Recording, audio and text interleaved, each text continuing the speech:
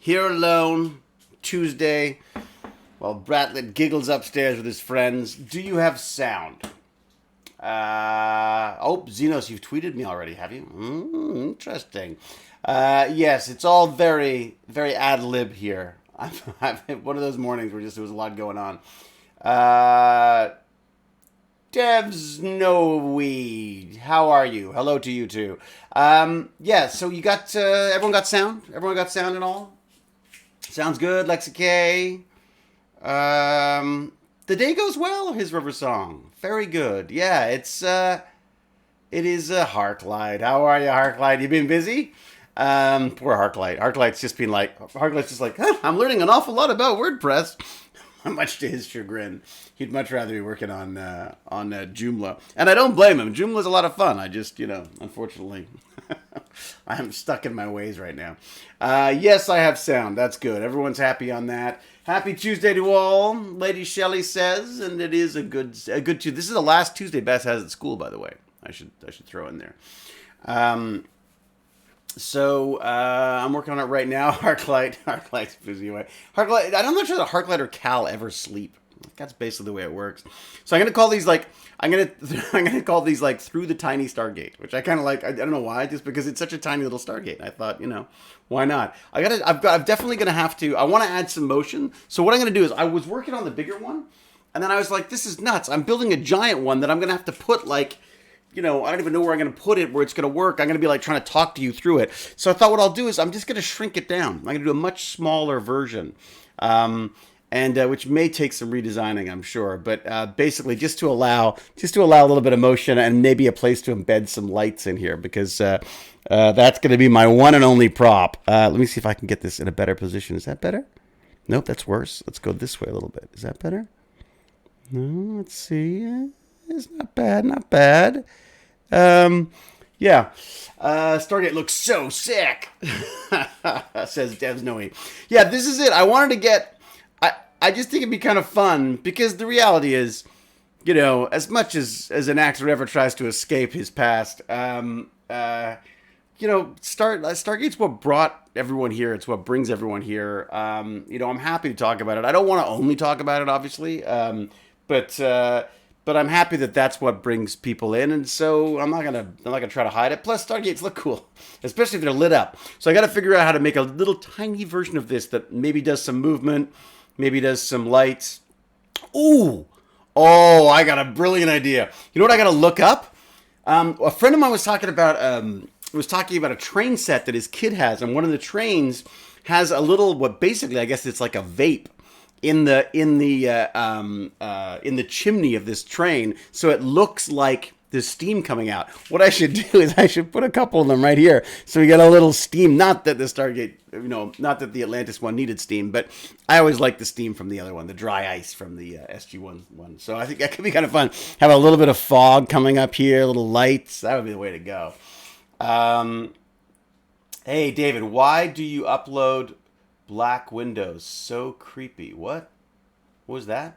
Why you upload Black Widows? Oh, Black Widows. Yes, I said Black Windows. Is that creepy, Harklight? They're so cool. It was just a clip I had lying around. So we're doing tests of the Soliloquio site, which Harklight is learning how to say right now. And the clip that I sent up, just because it was there, was was when I went and visited my friend who's the resident expert on Black Widow spiders. I mean, she has the largest collection in the world of Black Widow spiders. Sadly, over the Christmas holidays, even before all this lockdown stuff, I guess the university screwed up and failed to heat the section of the university where her Black Widows were, and a lot of them died. So, but they are just... I went from being absolutely terrified of spiders to being absolutely fascinated by them, and still terrified of them. Because basically, actually, it wasn't even her; it was her husband who brought them into Tech Bandits, and I've got so much footage to cut together and show people. It's insane. It's the editing is it's not even the editing that takes so long. It's just going through all the stuff. But anyway, so one of the clips that I put up onto Soliloquio just as an example of like video to see how video would work. was this Black Widow site. So I've a Black Widow's piece that I did, and of course now I'm freaking out poor Harklight with it. You have false Black Widows. Yeah, I thought false Black Widows only happened in L.A. and I thought it was terribly L.A. that we would have like pretend Black Widows as well. JetBrains PHP idea are on sale today. Might interest you for WordPress work. Oh, thank you, Fezzy. JetBrains PHP idea. Really? Oh, that's interesting. 3 hours later. That light is going to drive me crazy. Or is it a lighting effect? Who knows? What else we got going on? Isaac the Pug! Isaac the Pug, aren't you supposed to be at school? My kids, Baz is currently at school. They're doing poor kid. The poor teachers are struggling to put together stuff for the kids in the last week. Always a little difficult to keep the kids engaged in that last week of school before summer. And so they're doing an escape room. But Baz keeps coming in and going like, oh my God, it's an escape room for, they're basically, it's these incredibly well-meaning and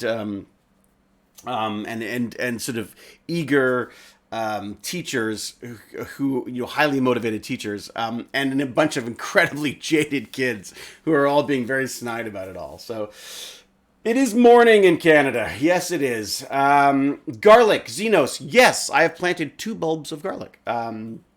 On your recommendation, to keep raccoons away from, to keep raccoons from using my window ledges. Literally, the windows that I look at here are at ground level, and every so often a raccoon butt will show up and take a dump. Like, it's just so horrible. It's not it doesn't happen that often, but it's happened once. That was enough. And plus I have to clean it up, and I'm like, I don't even have a dog anymore. I'm not cleaning up after animals. So one of Xenos' suggestions was if you plant garlic, apparently garlic is too strong for them. They don't like it, so they stay away. So, like my father, never been a big fan of. My father could never do garlic. It drove him crazy. It'd be morning in Canada, but I'm in the UK, so it's 4:54 in the afternoon. Well, see Hutch 94. Enjoy your afternoon. Yeah, last week sucks. Why does last week sucks? Fumbles look stupid. Did I miss something in the chat there? Oh my gosh, the graduation stuff. Oh, forget about it. I mean, although I gotta say, while you're not together with all your friends, there's some really fun online celebrations being done that I'm really kind of impressed with. And that will stick with you. Like, when you look back on this, you'll be able to say, oh yeah, no, we missed our graduation because of COVID-19. And trust me, it'll be things you'll talk about. My son's in grade 7. You know what? That's entirely unfair that I'm saying that about graduation, because what the frack do I know? I never graduated. I went to my girlfriend's graduation dance, I think, was the only thing I actually contributed to any kind of a graduation. I was out of school by the time graduation happened for most of my friends. So I'd been off. I basically dumped the whole school thing around grade 10, I guess.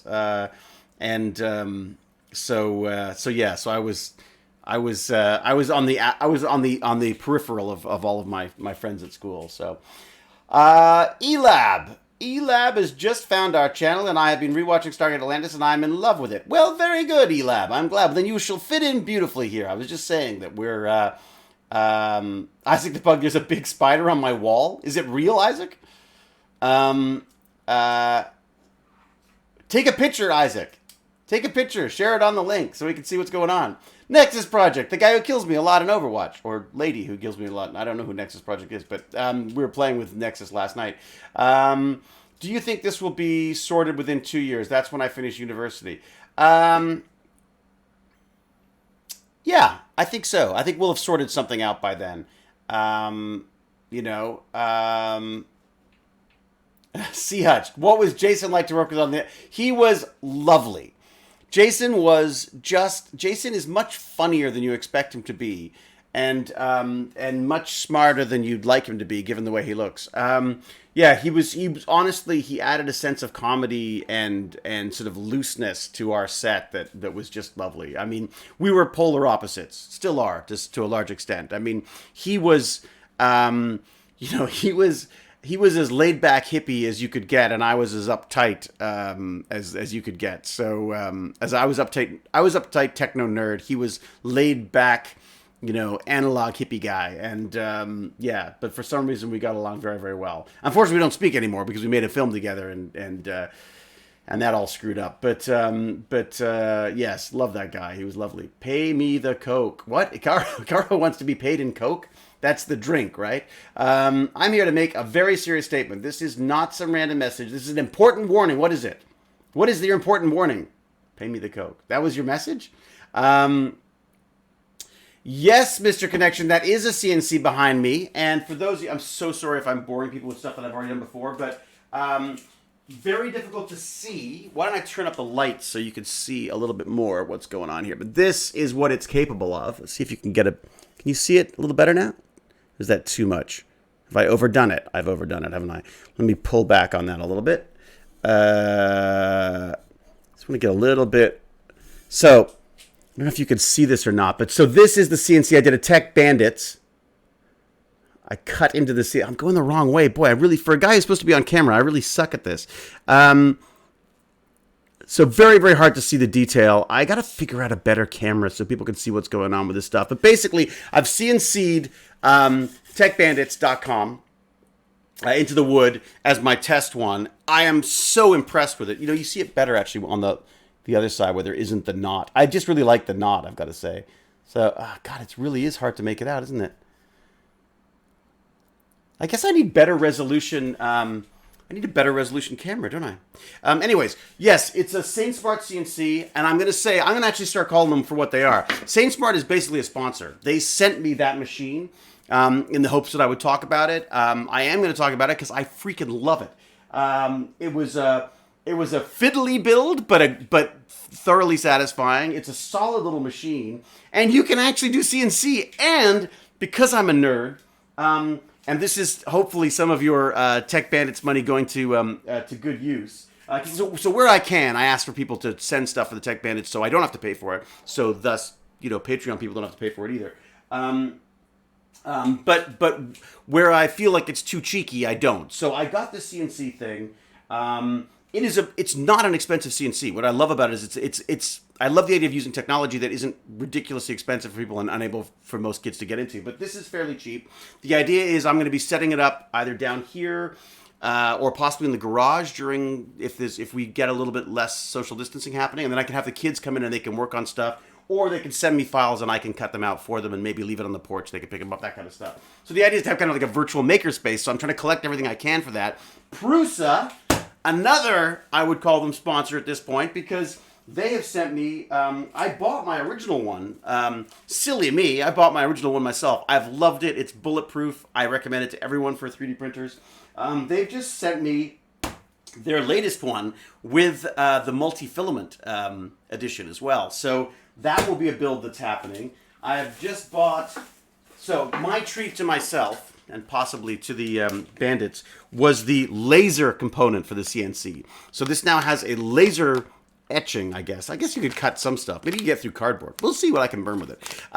So I have a little laser component that I will add to this, partially because one of the big things I found with the Tech Bandits is just, it's about... I'm trying to like Hollywood, this science, technology, arts, and engineering and math stuff.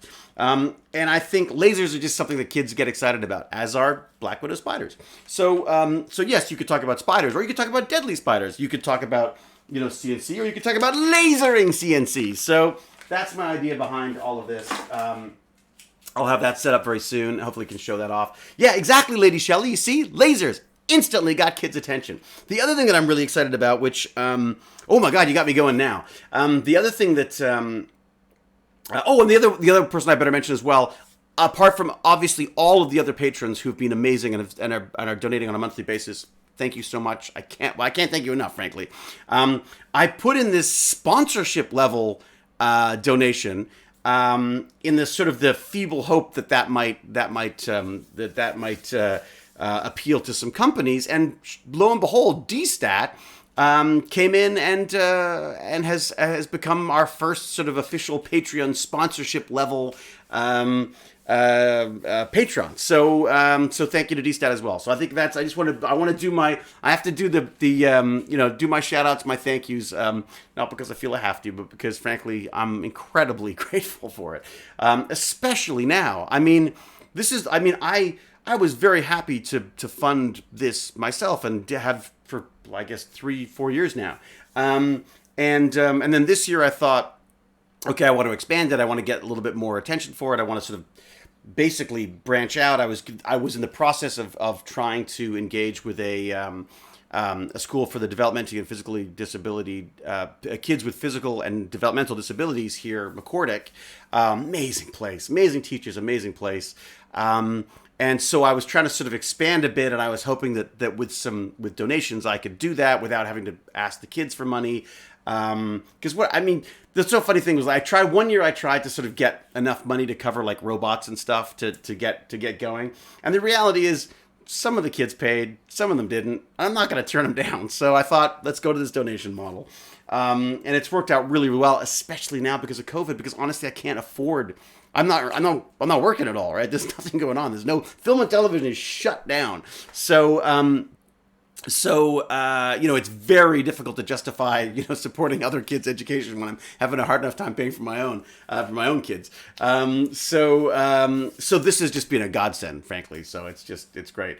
Have I ever tried a 3D printer? Yeah, right there. That's it. That's my baby over there. Why is it so dark over there? What is going on? We need some lights. Oh, right, because that light's not working. Let's do that. I like it when it responds to mine. That's a little better. What else do I have? Are there any more lights around here? Well, this one will go on. This is the Stargate sconce. There you go. There you go. So that's from Stargate. Why is it? Oh, I see. Because this light bulb's gone. I see. All right. Well, let's see what else I got going here. I can put that on, I suppose. If I have I never know where the remotes are for any of these things.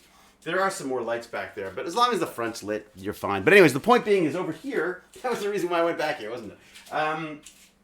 This is the 3D printer. This is my Prusa. Let me give you some light on it. Let me give you some light on the subject. Here you go. This is the Prusa. So this is the one. This is my first printer that I bought and I built, and it's a kit, and it's magnificent. And it does everything. I mean, I've done. I don't think they need them anymore right now, but I've been doing face shields. When I say yes, I guess I am physically doing it, but I was doing it to sort of inspire the kids, and we ended up delivering a bunch of them to Michael Guerin. I mean, not a ton, not like as many as like the Joel Tellings and the 3D printers of the world have been doing. The Prusa, my God, the guy who invented that printer, or created that printer. I guess the technology was around. He sort of, I would say, perfected it. He's been huge in the Czech Republic. Is that am I saying it right? The Czech Republic. He's responsible for he converted part of his 3D printing factory to creating a hand sanitizer. He created face shields and was printing them out at like government levels. He was absolutely, he saved a lot of lives. He got very stressed about it, but he was, he seems like a lovely guy, I gotta say. We've sort of been doing sort of like direct messaging in Twitter. And then, again, I feel, I don't think I would accept this if it was for myself, but because I can accept it, because to me, it's going to help out inspiring with the kids. They sent me this printer, and I can't wait to do another kit. I so enjoyed building that. It was a couple years ago. I built it over the Christmas holidays. It was amazing. You can print yourself hardware for a new PC. Oh, Lexi K, I wish. David, did you forget that I am sending you computer parts and the RTX 2070 card? I hope you get your Vertigo thing soon. Yeah, I haven't. So Harklight's sending as a test mailing. He's sending me these Vertigo bracelets. These bracelets are supposed to help with seasickness and car sickness and travel sickness. I've had this weird like Vertigo thing going for a while now. So my video games it's been threatening my video game time. Yes. There you go. Check my white privilege right there. This whole thing has really infringed on my gaming time, but it's gaming with the kid, and I hate having to bail on it. But it hasn't been so bad of late. But anyways, so as a test mailing, Harklight sending me this bracelet because again, very kindly, Harklight, another. Well, I guess I should put Harklight down as a sponsor as well because Harklight's been working on this Soliloquio thing. Although that's not really I guess that's different than Tech Bandits, isn't it? But anyways, he's talking about sending me his old PC stuff so I can build another PC. It's not that old either. It sounds pretty cool. So yes, can't do for. Yeah, so Lady Shelley, you have the same problem. Interesting. Try a high refresh rate monitor, at least 1440 monitor should help a lot. Disable any type of motion blur. Yeah, I honestly, Dev Snowy, I've done everything. I've tried everything. I wish I could. I wish I could do virtual reality. That's been horrific for me. Would love to play Fortnite with David. Would make my day.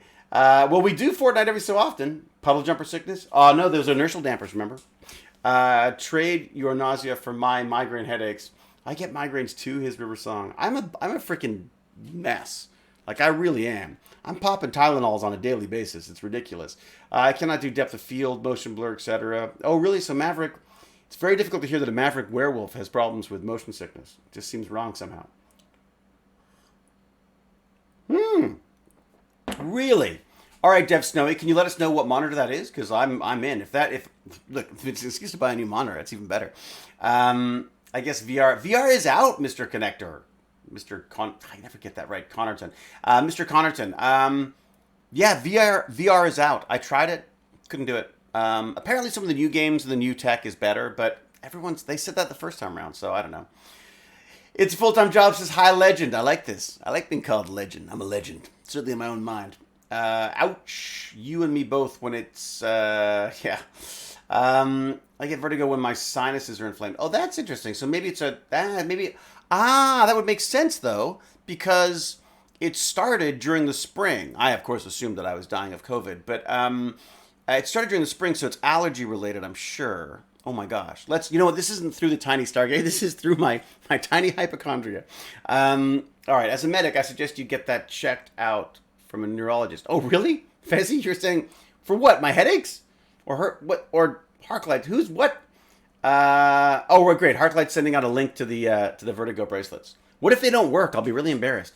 I would just look around his room like in a museum. It is a bit museum-like, isn't it? My poor wife comes down and she starts to organize and then she just sort of leaves in despair. It also goes on because so one of the things that happened this year was there were school strikes and strike action happening at the schools, local schools.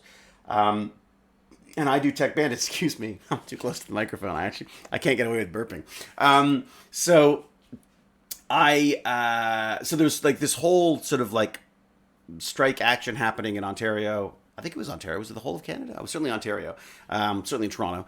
And I volunteered the Tech Bandit stuff at this local school. I mean, so within walking distance, I bring in my big orange Rover of stuff, and we do our Tech Bandit stuff. So I was doing that again this year, and the idea was to sort of team up with McCordick, and I was going to see McCordick, and that's the school for kids with developmental and physical disabilities, and so I was going to get my privileged little brats to go and sort of work with the kids at McCordick, and they would learn about disabilities, they learn about assistive tech and all this cool stuff. And then, of course, there was a strike, sort of a strike, or a strike action. So the teachers weren't allowed to be a part of it, so they weren't allowed to have it at the school. So I was like, okay, well, screw that. The kids could just come to my house. So I made sure that, there wasn't just me there. So it was all, there was no concerns of there's something very weird about it, having some creepy old guy from the neighborhood inviting all the kids to their basement. So I made sure there were other people involved.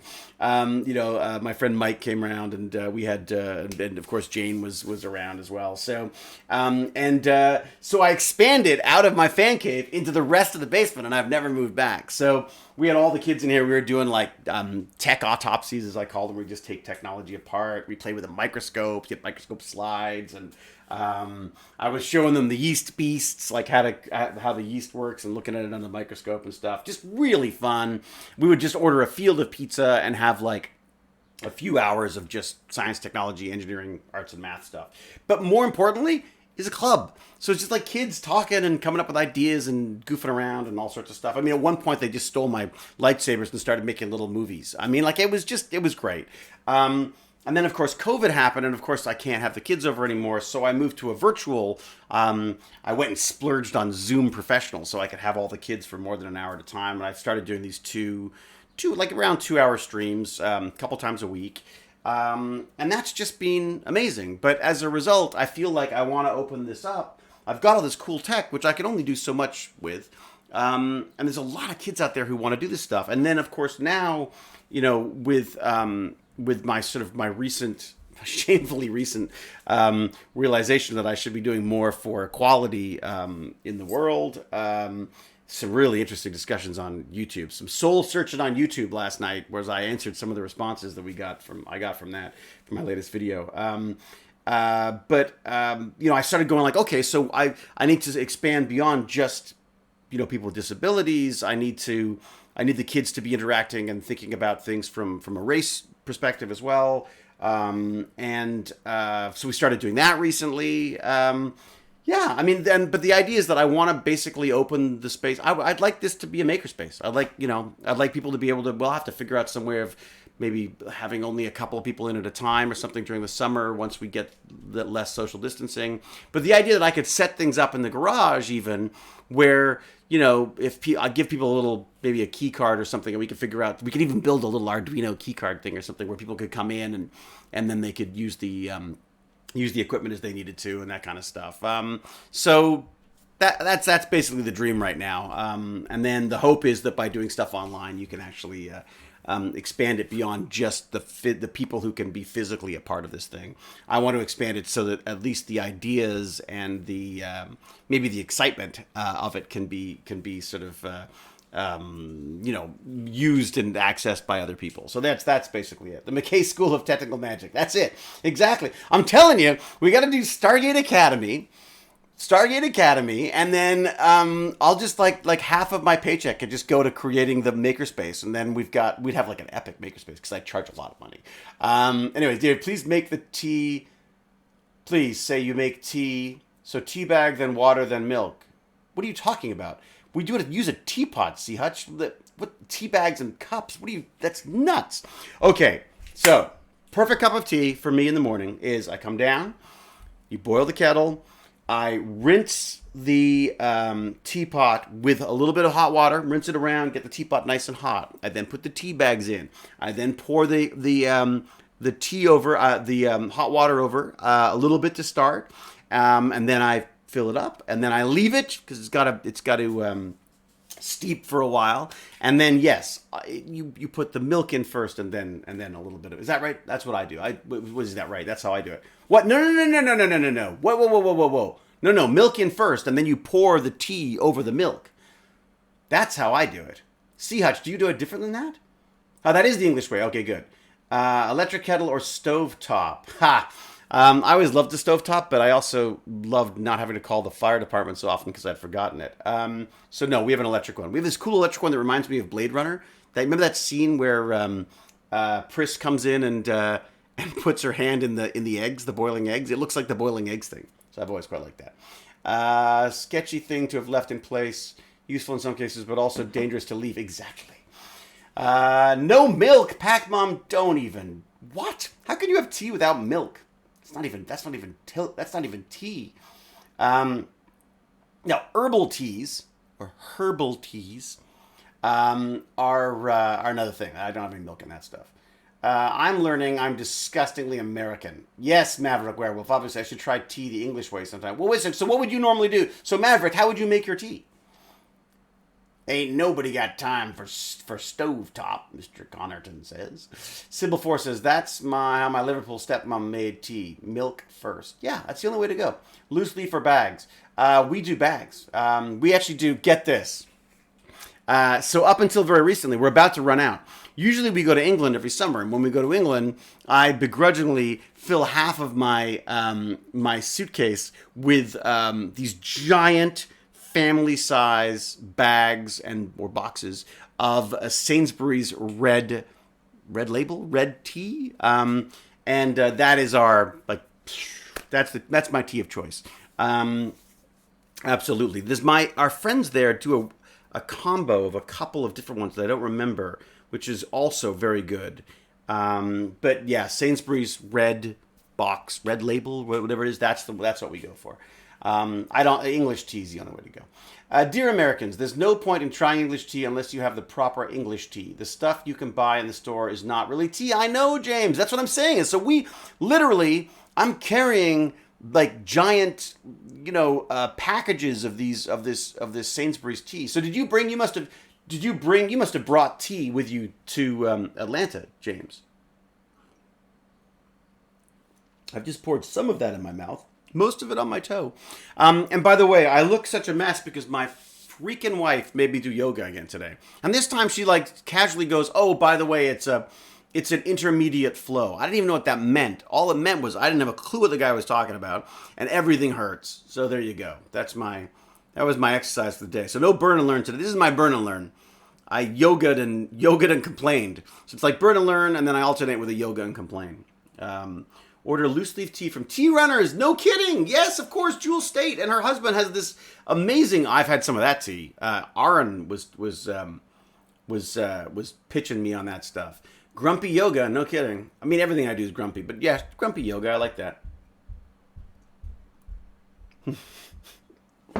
Karem says, how many people are going to be sending you boxes of tea now? Oh my God. I should have learned. This is so funny. Is someone, who is it? Was it, I can't remember if it was McGillian or I think it might have been Joe who said like, what do you have to, he says, you have to stop talking about all this nerdy stuff and start talking about fine scotches. And then people bring you fine scotch. Because I don't really drink anymore. So, well, that's not true. I have the odd drink now and again, but for the most part, I don't drink. Sainsbury's Red Bush. Is that what it is? You can buy proper Tailors of Harrogate on Amazon. Very good. But yes, but my suitcase comes back with jars of Marmite. Custard powder. You know what though, James? We don't do the custard powder anymore. We do the tinned custard. Honestly, I prefer the tinned custard now. And Yorkshire. Yeah, Yorkshire tea's good too. Okay, good to see an 80-year-old still mist their mouth with liquids. What? What? Cal? Oh my God, Cal. Cal has come in as the great dark cloud that she is. We love you, Cal. Good. To see an 80-year-old still miss their mouth with liquids. I thought I was learning impaired for often failing to do so at 36. Are you only 36, Cal? I'm afraid we can't be friends anymore. Poor Cal. Alone again. Ruby K's laughing at us again. What else we got? Yoga. I can't even touch my toes straight back. Baz can't. Baz is ridiculously inflexible. I was always quite flexible. I mean, until I hit my 20s. And then, and now it's like, I think I've still got toes down there somewhere. Robinson's lemon drink, salad cream. Well, we get Marmite here. Marmite's not a problem. Horlicks was another one we quite liked. What else we got? Fun tea fact. All actual tea is processed from the same bush but is picked at different times and has different levels of oxidation or fermentation. Look at you, tea nerds, River Song. I stayed pretty flexible until about 4 years ago, says Wolf's Den. Harklights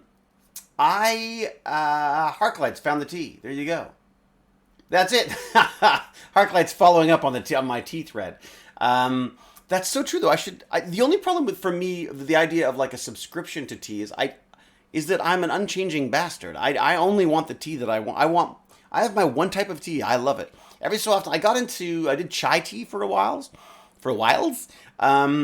I went to this amazing Indian cooking. Actually, it was very funny. As a bonding with my father thing for his birthday, because he always used to make, when my mom and him split up, he used to he was a terrible cook. Well, to be fair, my mother became a good cook, but boy, growing up, it was some pretty bad liver and onions and that kind of stuff. Very British, leathery liver with onions and mashed potatoes. Oh, God, it was awful. Anyways, but my father took it to new heights in that he would make these giant, basically chilies, or he would call them curries. There was no spice. It was just, giant blobs of food that were then frozen solid into chunks and then were de-thawed, sometimes partially, and had for dinners. I was out of the house by then, but I would go and visit, and you would get this sort of like, you'd get this defrosted bread and defrosted chilies and things. Meaty chili things. And so I treated him to a not inexpensive Indian cooking course, which was fantastic, except that I arrived at the house and he was sick as a dog, like just the worst flu. This was ages ago, so I just was like, flu. And I was like, dude, why didn't you say anything? He goes, no, I'll be fine. So he comes to this Indian cooking thing with the flu. He's miserable. He's grumpy. He doesn't want to be there. he lasts for about 15 minutes and then leaves because he feels so awful. So I'm there by myself with this, like, you know, crazy expensive Indian cooking course. And weird coincidence, I run into like one of my childhood, not a relative, but I guess her father was best friends with my father growing up. By weird coincidence, she was at this thing. So we teamed up and we did the cooking together. But the only thing I can remember out of the whole thing was this freshly made chai tea that they made us make. And I made that for a while. Oh my God, that was so good. The problem is, you know, it's all sugar. Like I was like, this is great, but it's like drinking milkshakes all the time. So, all right. Monica Lake, just tell Jewel you need tea. I've been a subscriber since the 2nd month. Oh, wow, fantastic. Oh, well done. Well supported, Monica Lake. Recipe. Yeah, I think I just was winging it. When I got home, I was just winging it. But I'll look up the site. I say I'm going to look up things and I never do. Let me see if I can find the courses, because the course was great. I absolutely loved it. I'm on a Mac PC now, so it's different. It was Indian cooking classes Toronto. Okay, so who was it? It wasn't Udemy. It wasn't Dish Cooking. It was Arvinda's. That was it. So if you look at these folks, it was really great. I'm guessing they still do them, but I don't imagine they're doing them right now. Let me put it in the thing. So they were fantastic. They were absolutely lovely.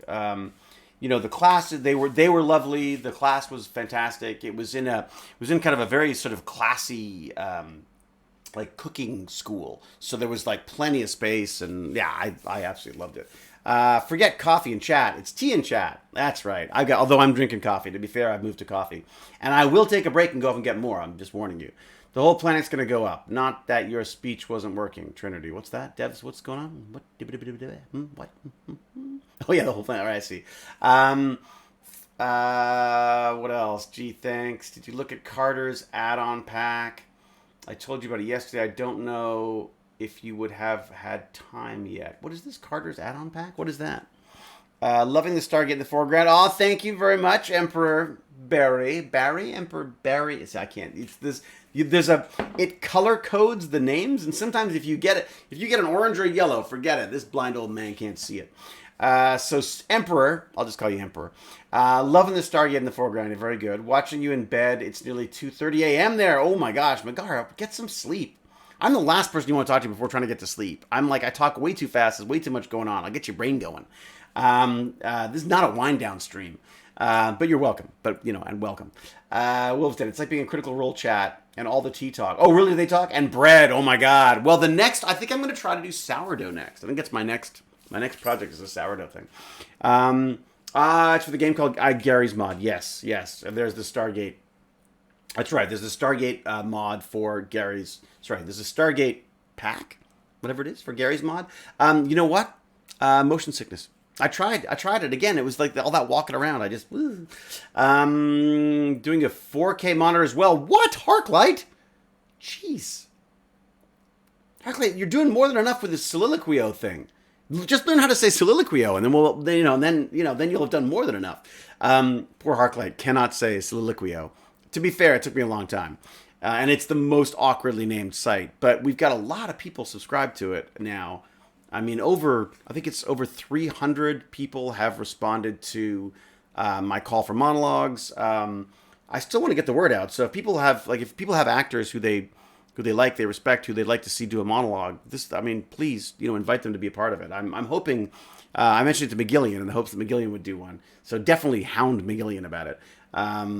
Because he would be fun to see. He used to teach acting. I mean, that guy's a professional. Not like me. I'm just a nerd who plays nerds. I'm just a nerd pretending to be a different nerd on TV.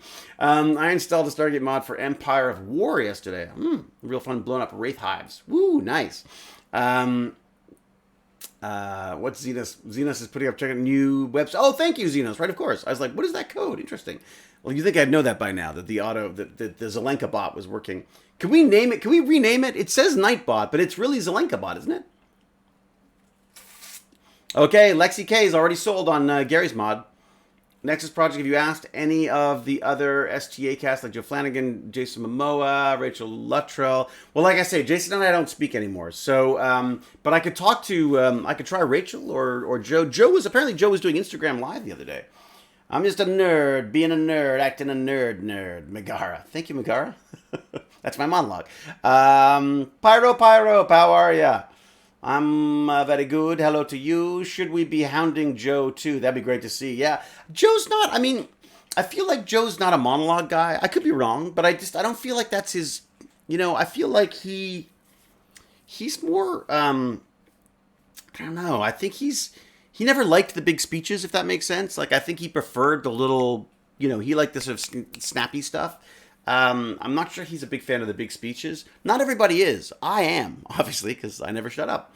What do we got? Joe mentioned he'd be interested. Oh, really? Oh, fantastic. Sybil, that's great.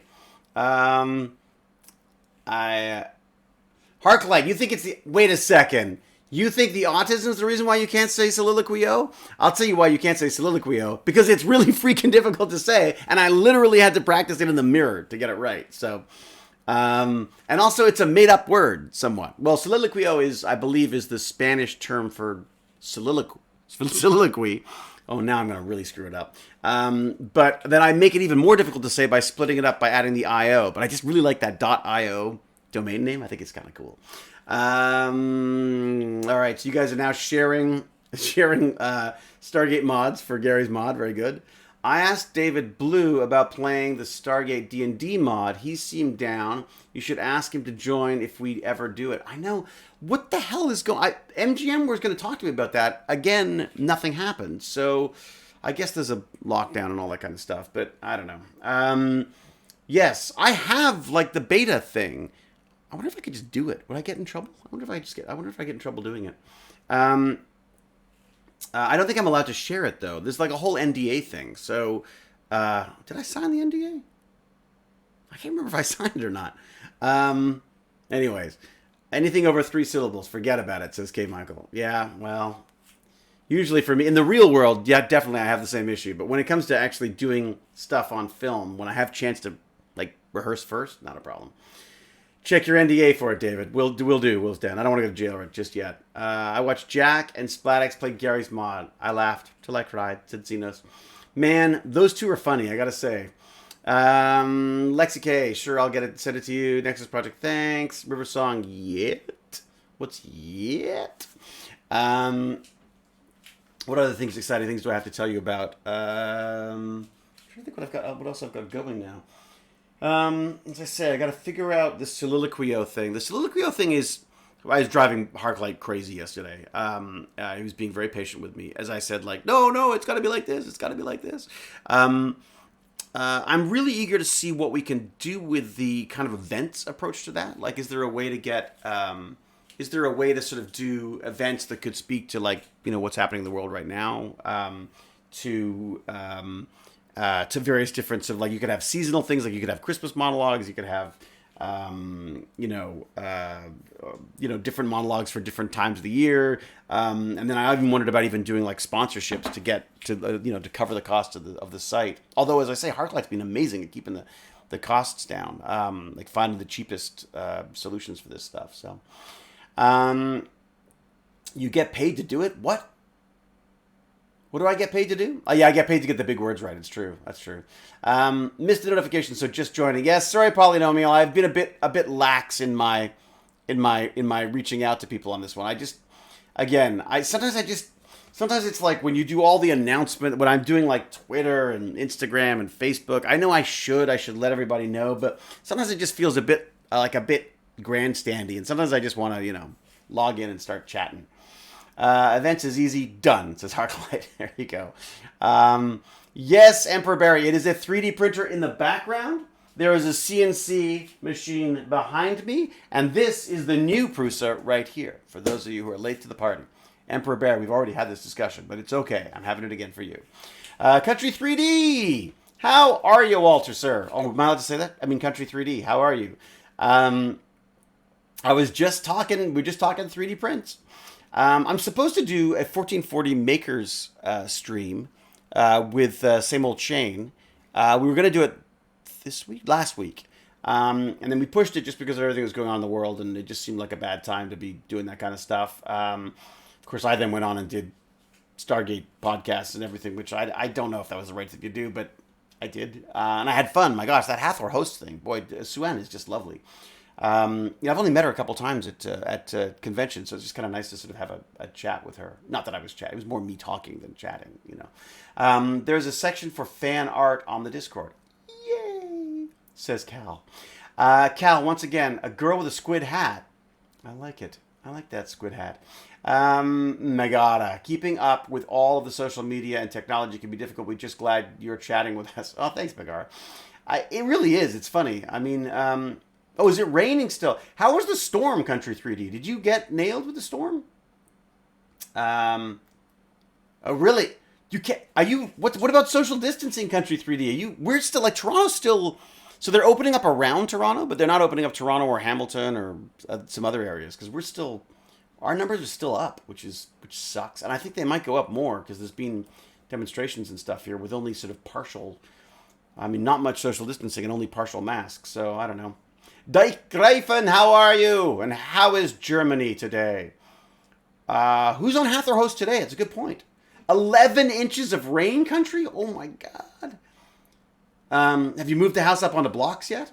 Emperor Barry, you were never in an episode together, were you? No, never. Hello from Germany back, says Lexi K. Raining hard here in southern Iowa. Where is it? Okay.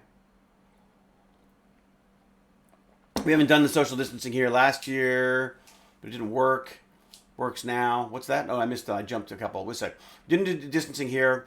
I can discuss our numbers here. We had almost zero impact. So there you go. So that's great. Well, you don't have to. Again, if it's not a problem, it's not a problem. Here, it's been I say it has been a huge problem, frankly. Yeah. I mean, it's, they're saying that the numbers are up in 20-somethings. So, of course, all of that not social distancing, the we are indestructible, which I totally understand. I started smoking when I was I started smoking when I was much younger than that, but I was seriously smoking in my 20s. I knew it was bad for me, but I was indestructible. I'm sure it'll come back and bite me somewhere later. Sarah Turtle says, hi, I'm in eastern Iowa. So you getting the rain as well? Are you doing the rain thing? Care Bear. Care Bear says that it's sunny finally over here in Alberta. Very good. Alberta, you had low numbers as well, didn't you, from the COVID thing? I know McKay was on SG1, but I can't remember when. Yeah, back 48 hours. I can't remember what season it was. Was it season 5? Was it that, or season 4 or 5? Something like that? New Zealand, COVID-free. Oh, believe me, the number of times I've heard Jane talking about, is there a way we could be filming in New Zealand? Because she's got all these things ready to go, but of course they need a place to shoot them, and right now we are shut down. My country shut down for the first time, but then the cases doubled when they opened up. Even Star, where is that? Megara have barely any new active cases. I'm quite happy how we managed it. Yeah, well, BC managed it really well here. There's an interesting point about that my friend brought up. So Toronto, which is part of Ontario, there are multiple different health sort of areas that are covered by different health groups, governments, ministries, I guess would be a better way of putting it. So they all come up with their own way of doing stuff. Whereas BC won, so they could just make rules that work for everybody. Here, there was lots of back and forth and stuff. And as a result, people died. Way to go, politicians. Don't forget, if you ever need your favorite redneck for a shoot somewhere, you got it, Country 3D. We'll keep you posted. Although, to be fair, she's got an old white guy already. Jane's basically, you're trying to step on my rolls. Watch that. Although I don't think are you as old as me, or I feel like everyone's younger than me. From BC, can confirm, COVID was handled wonderfully. Well, good, Ruby K. That's great. I mean, you also have a difference. BC is also a different kind of a setup in that we have, in that it's, other than Vancouver, there's not really the concentrations, right? Isn't that it? Although, I gotta say, BC did have all of the old age homes were an issue for them as well, weren't they? As for everybody, for that matter. Oh, I know what I wanted to talk about.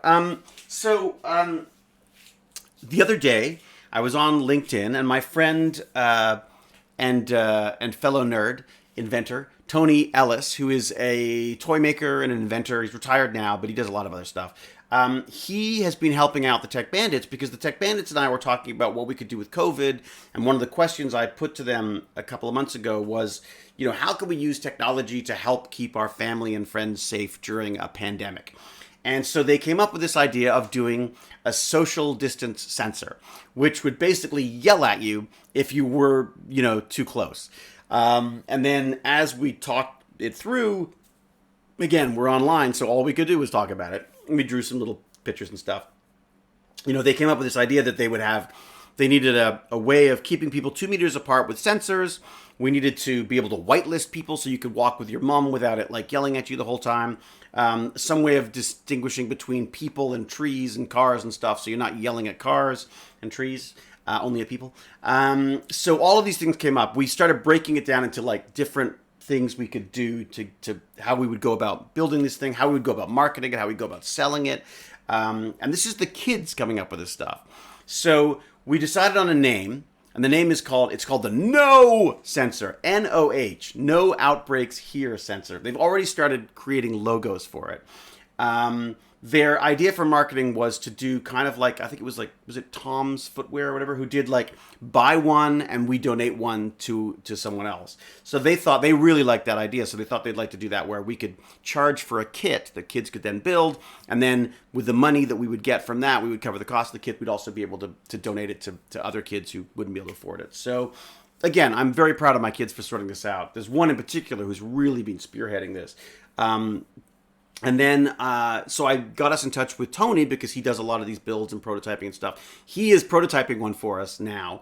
Again, very simple at this point. None of the fancy bells and whistles. This is really just a way of sensing if you're within 1 meter or 2 meters away. And then having some kind of a wave file that plays that tells you where you're at.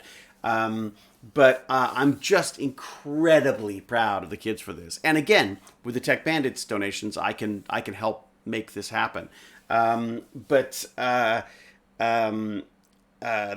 interesting thing though is that Tony works with the actual chips themselves. He basically buys the microprocessors and then solders and builds these things around it. Whereas most of the kids today tend to be taught on Arduinos, right? Which have a sort of, that's all basically built in, and then they just, you sort of wire it up and it works type thing. So the kids are trying to figure out what to do with that. But this week, I think we'll be talking to Tony again, and I'm hoping to actually have something to show people. But he was on LinkedIn the other day talking about it and sort of talking about his excitement about it. And he also very wisely made the connection between the other stuff with physical and developmental disabilities that I've been, and assistive tech, which I've been a big fan of for a number of years now with the Tech Bandits, saying that these are actually really, it's very difficult to social distance if you're blind.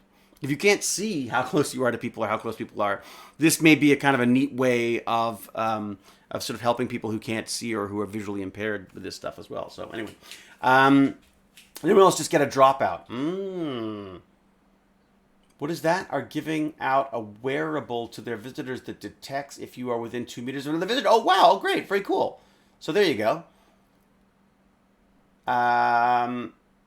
What do we got? That's incredibly interesting. I hope that technology is a great success. Well, this is the funny thing, Megar, is I don't think this is anything particularly groundbreaking, but what I do like about it, and I think is groundbreaking, is the idea that if this is I will admit to steering things down the way I would like them to go, in my usual manipulative way.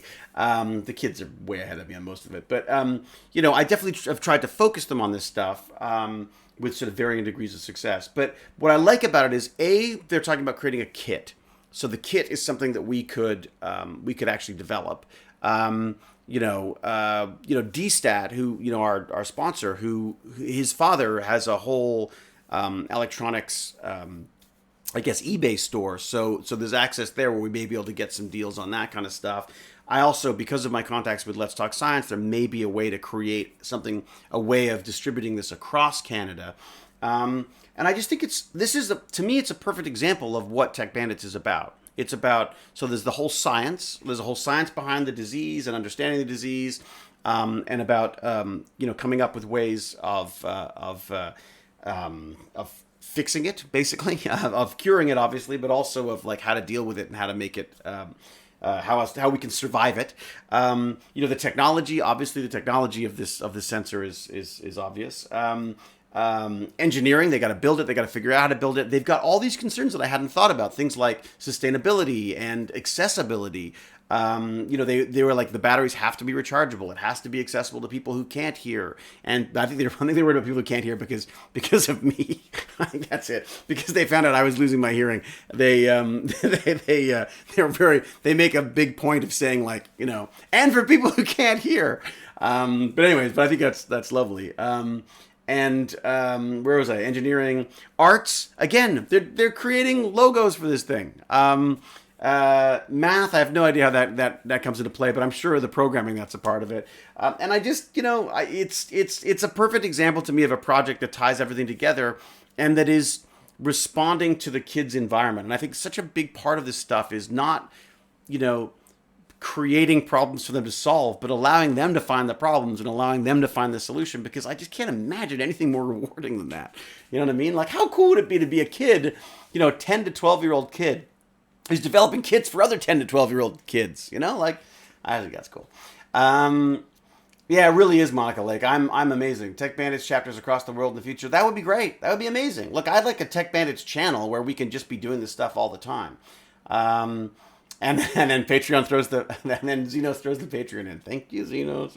And anyway, I'm sorry. I don't want to sound like I'm pitching for funds. Obviously I am, because obviously it helps. But I also don't want to sound like those. You remember those, like when public TV gets into that thing where it's like, come on, for donation of just this. I mean, I'm literally offering nothing but I'm offering nothing but for people to feel good about helping out. And one of the things that I was talking to Baz about was recording these voicemail messages as a kind of, because there's no rewards for anybody. There's no, the logistics of it. I just know myself well enough to know that, I would spend more time on the logistics of trying to get the Patreon thing working than I would on the Tech Bandits. And I spend, like every free hour not doing soliloquio working on what's going to happen with Tech Bandits every week, because, I'm faced with this like wall of kids, this Brady bunch of kids every week. And I have to come up with ways to keep them entertained for 2 hours online while they try to swallow their webcams and ignore me. Anyways, warm and fuzzies, says K. Michael. Warm and fuzzies. Hey, I haven't lit the Stargate up. What am I doing? I gotta get that going. I brought a battery out specifically for it. Oh, I know, because I don't have the cable. Here we go. I feel bad not having it lit. I should really be way ahead of these things. But as I say, I want to add special LEDs. So all I'm using right now is a little Easy Robot battery pack, the LiPo. I love the LiPos. They're so great. So I just clip into that. And then that allows me to clip into my little, I don't know if you can see this or not. So there's a little Easy Robot right there. Look at that, baby. So that is the same, it's a smaller version of the control boards that run all the robots that you see back there. And it's just a little Wi-Fi thing, so I can Wi-Fi into it. And then what I've done is I've ripped out their eyes. So there's a little LED thing up there, and as long as I log into it, which I will do right now using my little Easy Builder software. I mean, this is such a wimpy use of it. Like, there's so many cooler things. My hope is that I'll get the Easy Builder system to actually run the Stargate. Fire the steam and things. So let me just get into that. So what I do there is I wirelessly go into that board. So I go onto my Wi-Fi. And I say, hey, there's a tiny I/O board. Let's add a connection to that, which it does. I by accident ripped off the speaker, so it doesn't beep at us anymore. But I will fix that. And then I'm going to open something that I have called Event Horizon. And then I will just run that if I can. Oh, stop it. Stop telling me how to build my robot. I know how to do that. Skip that. I'm going to go to Event Horizon. I'm going to connect to that. So you'll see. So it went from a blinking Bluetooth light to a solid one, which means I'm connected. And now I will run this, and we should get a little light show. There you go. A little difference in lights going. Can we see that? Is it at all visible? Oh, I should look over there. Oh, you don't really see it, do you? Because it's too... Oh, you can see it. Well, you see it playing a little bit on it. I feel like if I was a little lower, you'd be able to see more of it. Let's see. Very hard to do this because there's such a lag in... There you go. Is that better? Get a little bit more of it? How's that?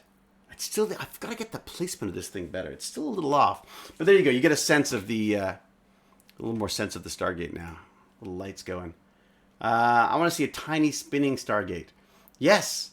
Well, that's what I want. Like, wouldn't it be nice if you could just get this, like, inner piece just, like, rotating a little bit? I mean, as I say, the bigger version's fantastic, but there's just no point in me spending more... There's no point in me doing even more printing to get this rotating because, like, where am I going to put it? Like, in order for it to work perfectly here, you're going to miss so much of it. You know what I mean? You're only going to see such a tiny part of it. I guess, I mean, if I put it there, I can't even play video games while I'm doing it. Like, I'm going to be knocking it over the entire time. So, there is something about that, isn't there? I don't know. I'll have to look. I'll see how fiddly it is. You didn't pay much attention to the director of photography. What was that? What's that? What's K. Michael talking about? Here's River Song. All I want is a tiny spinning star. Yes, it is blue. We need Wish sideways flush effect. Yeah, it's true. I mean, I was going to say, no, there's no point because we're looking through the Stargate. I could, you know what, there might be a way to put a, this would be a question. Could you put like a looping animation, a slight looping? Nah, but then you wouldn't see my beautiful face the whole time. It would be kind of fun to have it sort of open up every so often. Or maybe like Kawoosh when somebody like, adds, does a subscription or something. I don't know, something like that. What do we got? Sound effects, lights, probably doable. Yeah, sound effects and lights for sure. I mean, yeah, absolutely. You can get a camera overlay made in the shape of the Stargate and get it animated. Yeah, look, I wondered about that too. There's something kind of hands-on. I like kind of like the sort of the physicality of it somehow. Whereas as opposed to the... an entirely visual effect. I guess like one of the things I always loved about Stargate was their use of actual props. It wasn't all just digital effects, which I feel age not nearly as well as the other stuff. It's just not in a good place, is it? It's not in a good place. If I go, part of it is just trying to find things. Here we go. Is that gives me a little bit more room, maybe? Is this fun? Come watch me rearrange my office. That is way off. Okay. Yeah, so I need to go. Unfortunately, I can't. The part of the problem is trying to find a place to actually put it that's in the right space. Because there's no room there. I got so many things there. So, see, it's almost... I just don't know. I need to be looking at this one. That's better. That's better. If I go this way, is it better? Which way is better? That's better. Okay, so... Right. That's not bad. That's not bad at all. Okay. Coming soon to Home and Garden Television. What's that? This could get ugly soon. It's very true.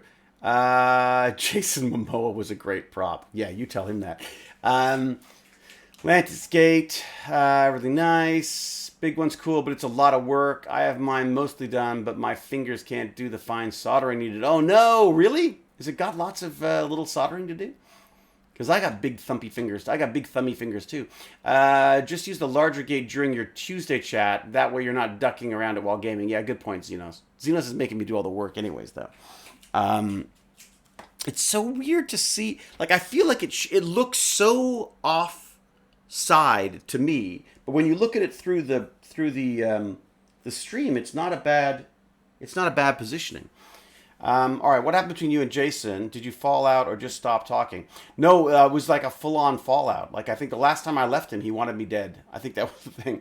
We did a movie together, and there were, I guess there were promises made to his agent by the production, which weren't kept. Like, which they I think one of the requirements of having him in the film was that he wasn't going to be, I guess he was worried about being the like the face that you used on posters. So he said, if I'm going to be on a poster, it's got to be with these, with other people, so that he's not, he can be the center, but he can't be the one and only face on it. And then unbeknownst to me, when the film was released and distributed, by our producers, they, I guess, failed to let the English distributors know this, or perhaps the English distributors didn't listen, or whatever.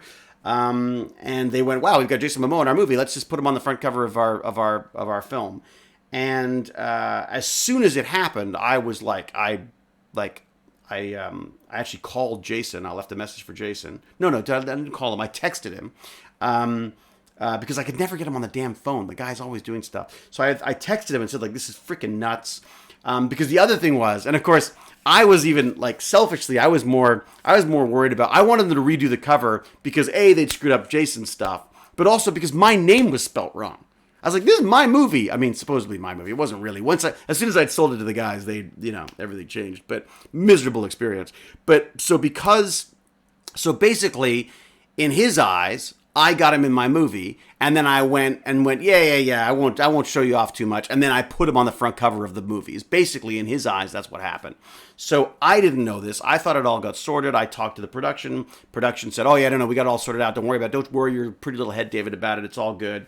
I hadn't talked to Jason for a while. I showed up at a convention in Australia, and I feel like such an idiot. I went up to give him a hug, and he was like, F you, what are you, and I was like, what the hell? I don't know. What's going on? And then I got all angry because I was like, you have no right to talk to me like that. What's going on? And so here I am going like toe to toe with this guy who's like, 15 feet taller than me, and much larger, could crush me with a look. But I got angry because he was angry and we got angry at each other, and we haven't spoken since. Yeah, not spoken since. And I guess his concern was he felt that I should have had the ability to not let that happen.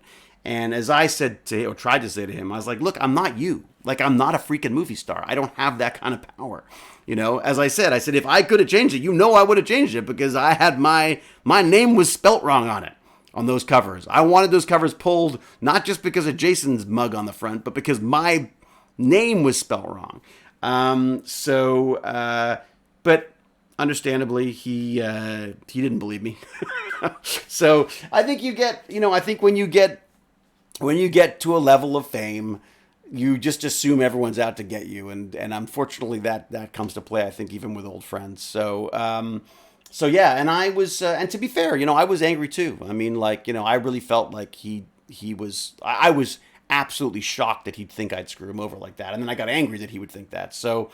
And then, tried to talk about it, but he didn't. I mean, Jason's not a big talker on these things. So basically, he just avoided me for the rest of the convention, and I haven't spoken to him since. Yeah, I've tried. I send emails every so often just to say, hey, I know you hate me, but hi, that kind of stuff. But just because, just as a wimpy actor, I hate the idea that someone feels that I'd wronged them. But yeah, it's just, again, it's one of those horrible misunderstandings that happens in business. When these things become business, they become perverted. They become changed by other people and other people's motives and stuff like that. And I came out of that movie thinking I was never doing that again. Never. Because I feel like it jeopardized many friendships on that.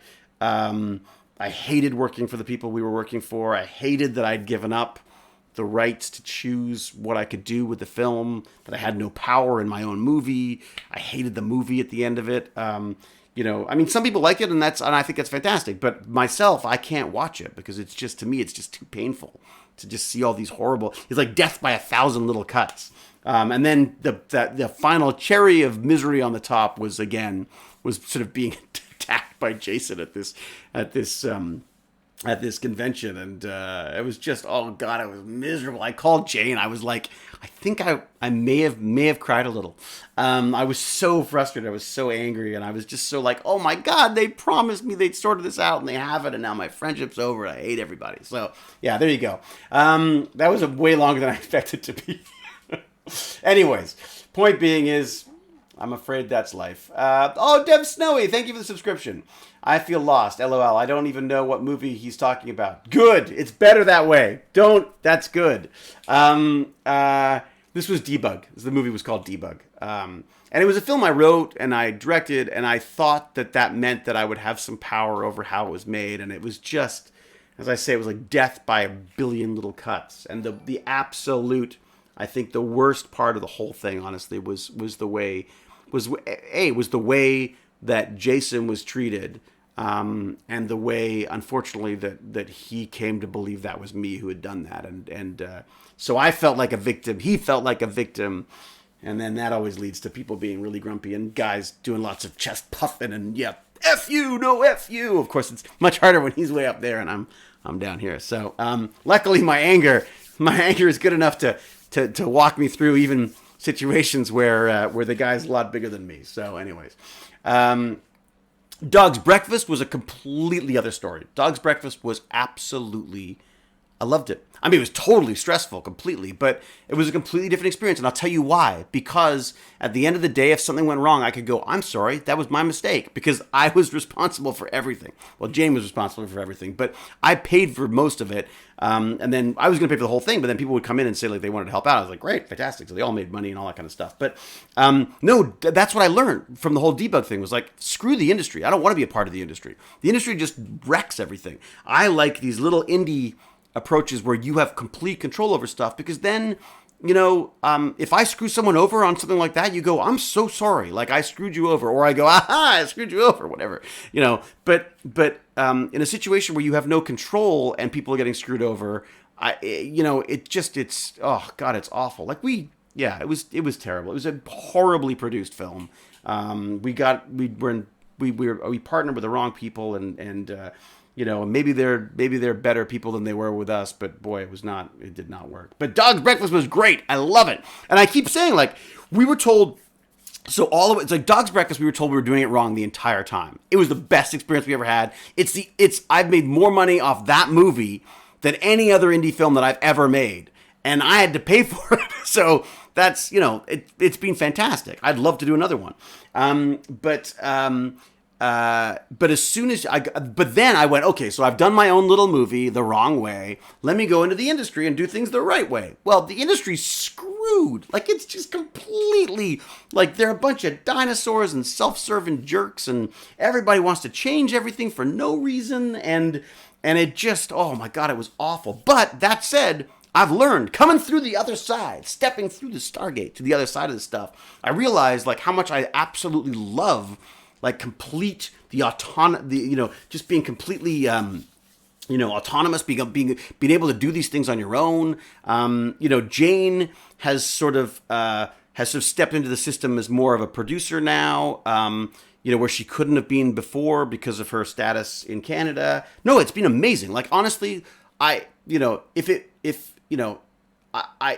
wish it had turned out differently. I really do. It's like I got a PTSD about it. Like I don't even like talking about it. But that said, it's an amazing, like, I learned so much from that. Like, I learned that I prefer this stuff. Like, I prefer something that I have complete control over. You know what I mean? Like, the good and the bad, if that makes sense. Funny how it's written D-bag in Russian. No, is it really? There you go. That's a way better title for it. I'd say we got a bunch of Russian movies we want to see. Baz and I have been watching Corridor Digital, and they've got all these, like, really crazy effects. And one of them is this, like, tank movie of some sort. I don't know the name of it. No, Jason was, look, I hold no malice towards Jason. I want nothing but the best for Jason. Jason is a good man. I just think I think he overestimated the power I had to make change in that situation, and I just didn't. And maybe I should have taken more, but I didn't feel that I had any place to say that. So no, I wish him nothing but the best. He's amazing. What do we got? Lots of Bollywood stunts on Corridor Crew. I know, Cal, did you see that? The Bollywood one's nuts. But wait till you see the Russian stuff. There's this Russian tank one. It's freaking awesome. And if anyone doesn't know Corridor, I'm going to look them up right now and give them to you, because they're amazing. Corridor Crew. on YouTube. I think it's them. Is that VFX? It's basically it's VFX artists react, but it's these folks. Yeah. Here you go. It's these folks here. Let me just do a cut and copy. So I will copy, and I shall paste it into the chat so everybody can enjoy the joyness that I enjoy. There you go. All right. What's this? And you like both movies. Oh, good. I mean, like I say, you don't feel guilty liking the movie. I mean, I don't because, I came into it trying to do one thing and had a little time. Wanted to say hi to the legend that is David Hewlett. Well, thank you, Hajj. Hello to you, too. You legend amongst Twitchers. What do we got? All right, better sleep. Yeah, Megara, go to sleep. It's 3 a.m. for God's sake. Although everyone's on this weird jet lag time, I find now. David is Iron Ham on Discord? You or your son? Just wondering. Iron Ham is Baz. I am. What am I? I think I'm Tech Bandits, but Baz passes things along. I'm a little. Sometimes he gets into more grown-up conversations. I think because people think that he is me in there, but it's no. This is his channel. He He talked me into doing this channel, and I'm really glad he did, frankly, because I kind of love it. Jack Jasper subscribed again. Jack is back. We can't get rid of Jack. That's it. Actually, Jack, I should send you the COVID. I should send you the COVID logo and see what you make of it. This is meaningless. I was like, well, almost like stupid. Time is meaningless, indeed. Sleep? What's that? Yeah, no kidding. Is Toronto having an earthquake? That Stargate is really shaking. I know. What is it? It's like, is it the floors? Oh no, I know what it is. It's because it's touching the monitors, and whenever I do that, but doesn't it keep it nice and real? Look at that. It's moving around. Oh, my beautiful wife is walking around the garden out there. What are we glad? I'm glad he convinced you to do this too. Yeah, I really am. Like again, this is the stuff that I think. When I talk about the dinosaurs in the film industry, I don't think they realize what this is all about. When I started on YouTube, I thought it was just a way of sharing videos. And then you realize there's a whole community around that. And then Twitch, I was like, live, and now, I just, now maybe it's just because I got a good bunch of people, but this is great. Can you hang it from the ceiling? That could work. I could do I could 3D print a little holder for it.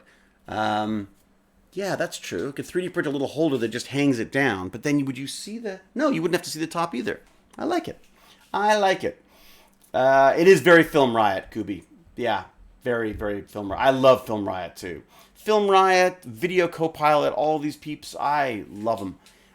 It was actually, that's really funny, talking about the debug stuff. One of the frustrations I had with the film was when I was creating a sort of a look for the film, I researched all of these. I researched all the stuff that Video Copilot was doing, all the Red Giant stuff, all these amazing tools that were out there. Freddie Wong.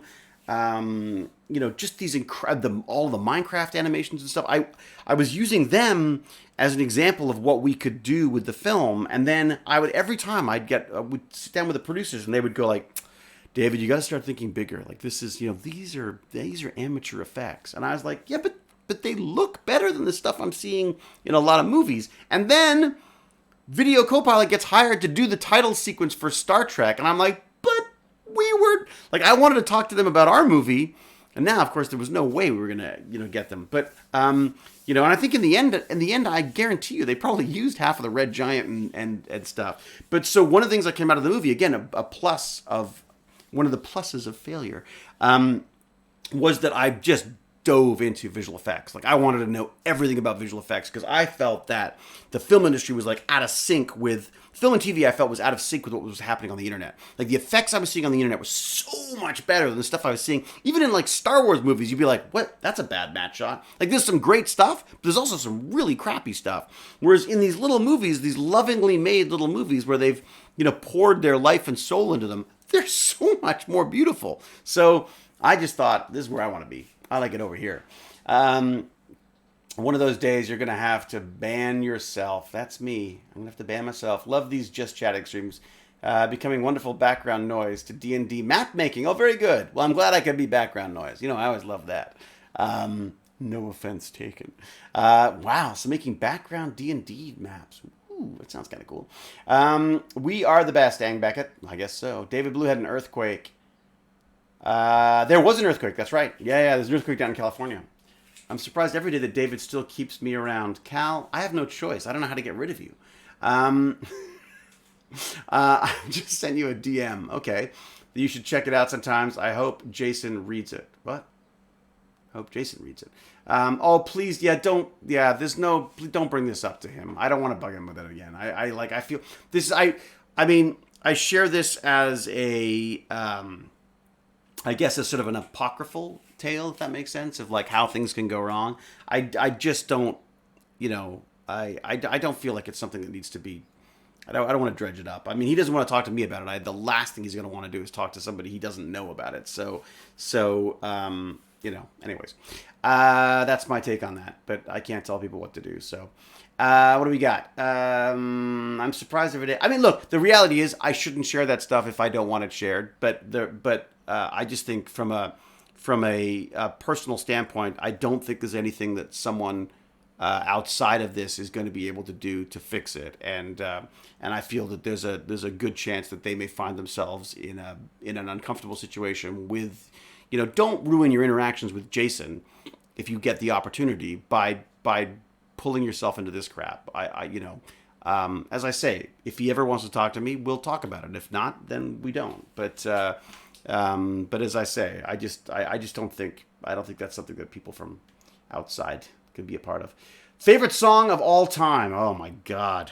It depends. I discovered something in the 80s. I only ever bought music when I was feeling low and melancholy. So I had lots of this like mellow, depressing stuff. What do I like right now? I usually go, Alexa, play sad pop. That's usually where I go with stuff. I have the most immature taste in music. David and Baz and David usually have amazing streams. Glad you stopped by. Well, thank you, Wolfden.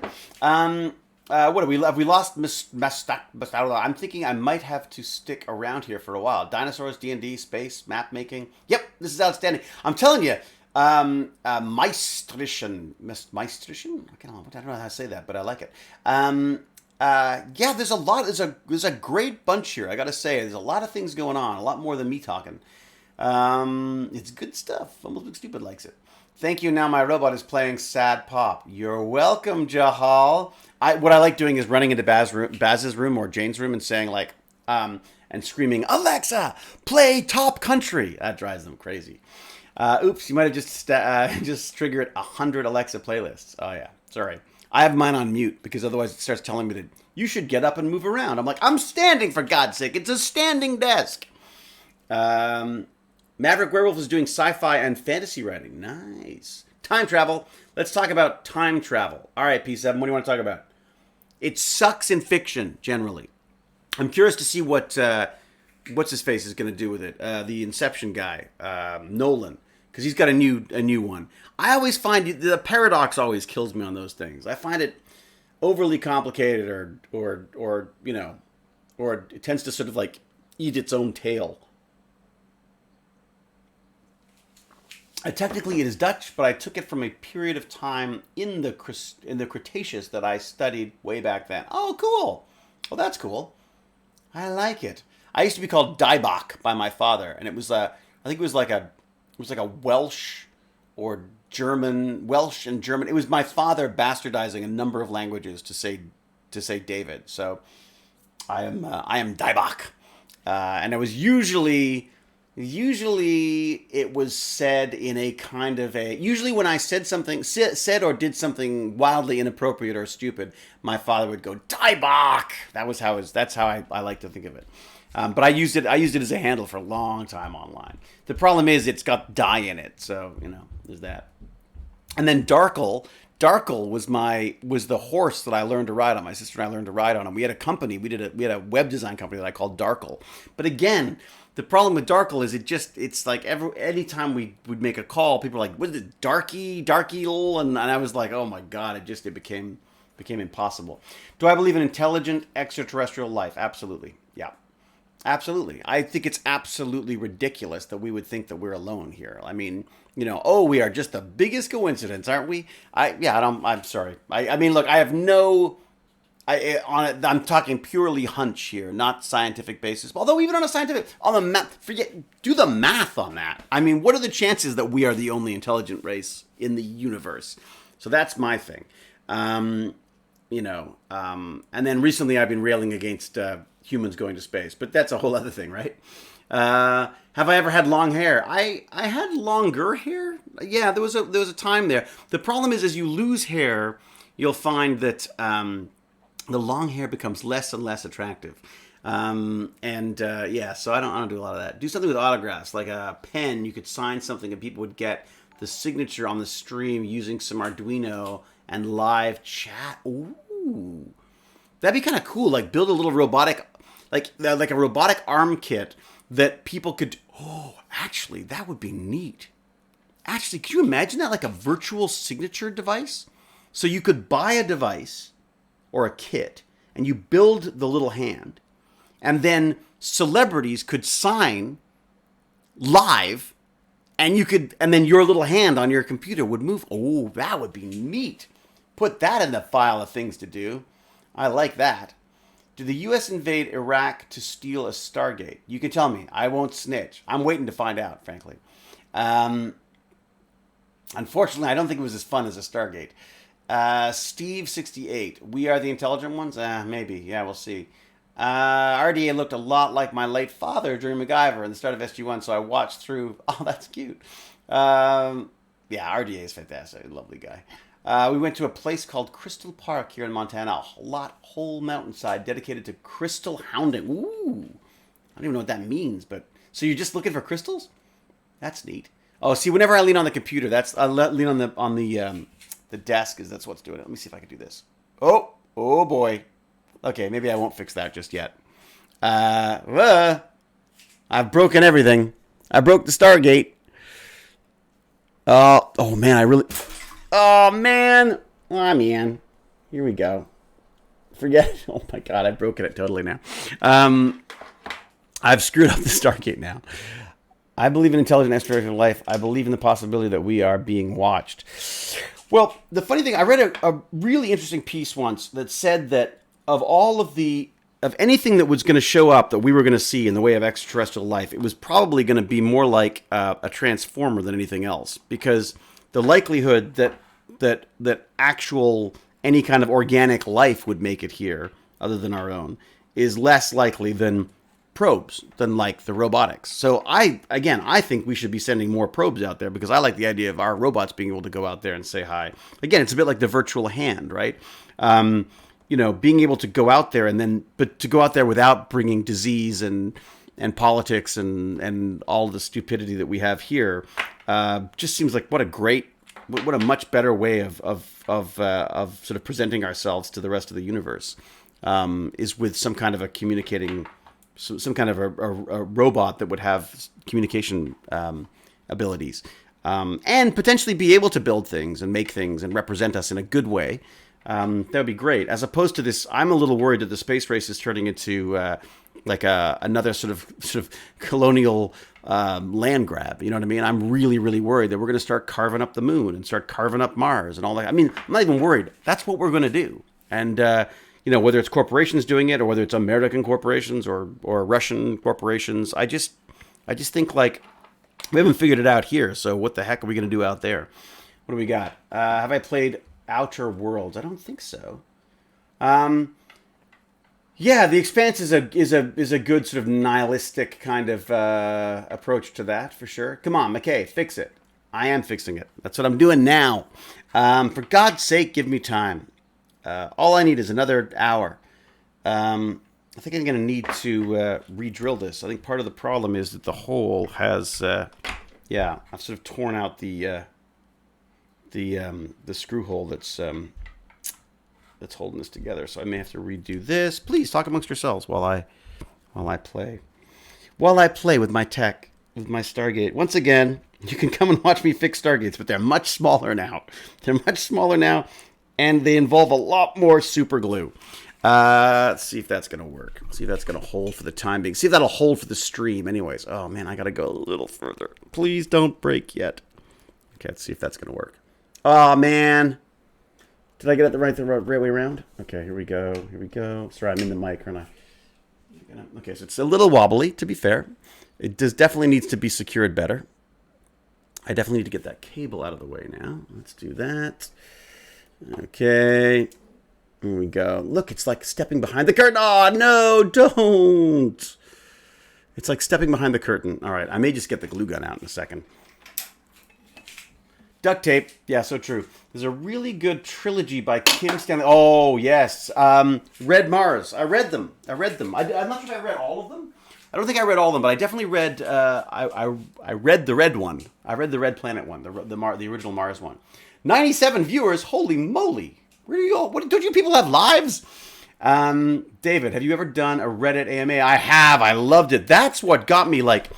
I'm on Reddit all the time now. I love Reddit. It's just a great resource, and I actually, for the Stargaters out there, if you're not on the Stargate Reddit, then you're nuts, because there's lots going on there as well. I'm playing Autonauts while I watch. Oh, fantastic! You're dual screening. Unfortunately, I need to get a bit of writing done before I head to work. So glad to have found the stream. Well, welcome. Thank you for coming by. Please come back. And enjoy your writing. Get that writing done. Get that page count up. Dr. Scorpion, I think McKay would be better at fixing stuff. Yes, McKay is much better at fixing stuff than I. I make no claims in that regard. McKay is far superior to that, and I'm sure he would tell you the same thing. I am merely the actor representing the previous McKay. All right, let me get out of your microphone here, and let me see if I can do that. And I think I should be able to now do this and this. Push that out of the way. And how that's doing. I got such a delay in the stream here. It's not perfect. Oh, I like that it's focused. Oh, man, it'd be kind of nice if it was more in focus, wouldn't it? I don't know that I'm going to be able to actually maneuver it much without knocking it over these days. Right to now. Let me see. I'll go a little bit this way. And then I can rotate back in like this. Isn't this fun for everyone to watch? I feel like it should be more lined up, but apparently when I actually look at it, it looks totally straight to me right now. But when I actually look at the stream, it's almost totally straight. So there you go. Merely the actor. I am merely the actor that played it. Oh, girl in a squid hat. Thank you very much. 2 months. Wow. We need Rod. It's so true. We need Rod. Where the hell's Rod when you need him? Or Zelenka to come and hold the glue gun for me. Oh, you're still chatting. Finally time for lunch break. Woohoo, Bert Lee. In fact, speaking of lunch breaks, I've got to go and get more coffee. I definitely need more coffee. A sci-fi setting called Ark Builders. It's basically space opera. Ooh, I like space opera. With elements of harder science fiction. The setting spans a huge amount of time, but concentrates in an alternative version of our modern age. Which is this one? Is this what you're writing on? Is this what you're writing right now? Any idea what happened to Hermione? He would be a great addition to the fan cave. Yeah, no kidding. Xenos, I was in touch with this wonderful person who gave me, I was looking for a Hermione 3D 3D figure that I could use in Cinema 4D. And I gotta get their name right because they were so amazing about this. Let me see if I've got it here.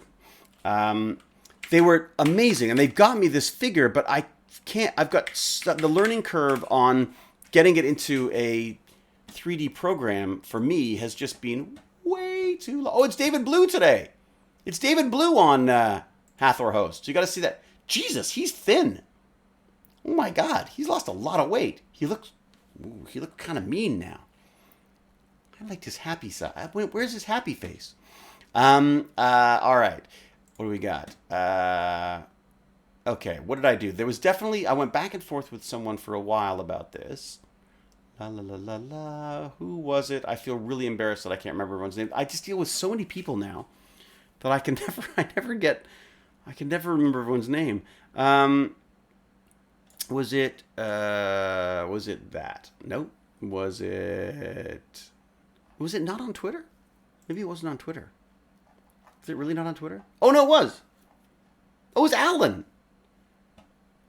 Alan, yes. So Alan Scott, got me this Hermiad 3D model. Was that right? No. If I got it wrong again. Yes, it was Alan. So Alan got me this Hermiad, this 3D Hermiad model that they'd built, and then and has some serious skills in this stuff. Um, and then I wanted to upload it and animate it for some Let's Talk Science stuff, which then got canceled because of COVID.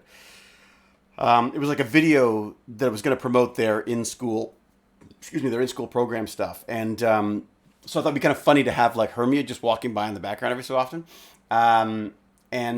So he got me these 3D models, and then I started playing with them, and I was like, oh my god, there's too much to learn. I have to figure this out. I just thought it'd be kind of funny to have like in the video, I wanted to be talking about their education and how important it was that they all the stuff they need to learn and all this kind of stuff.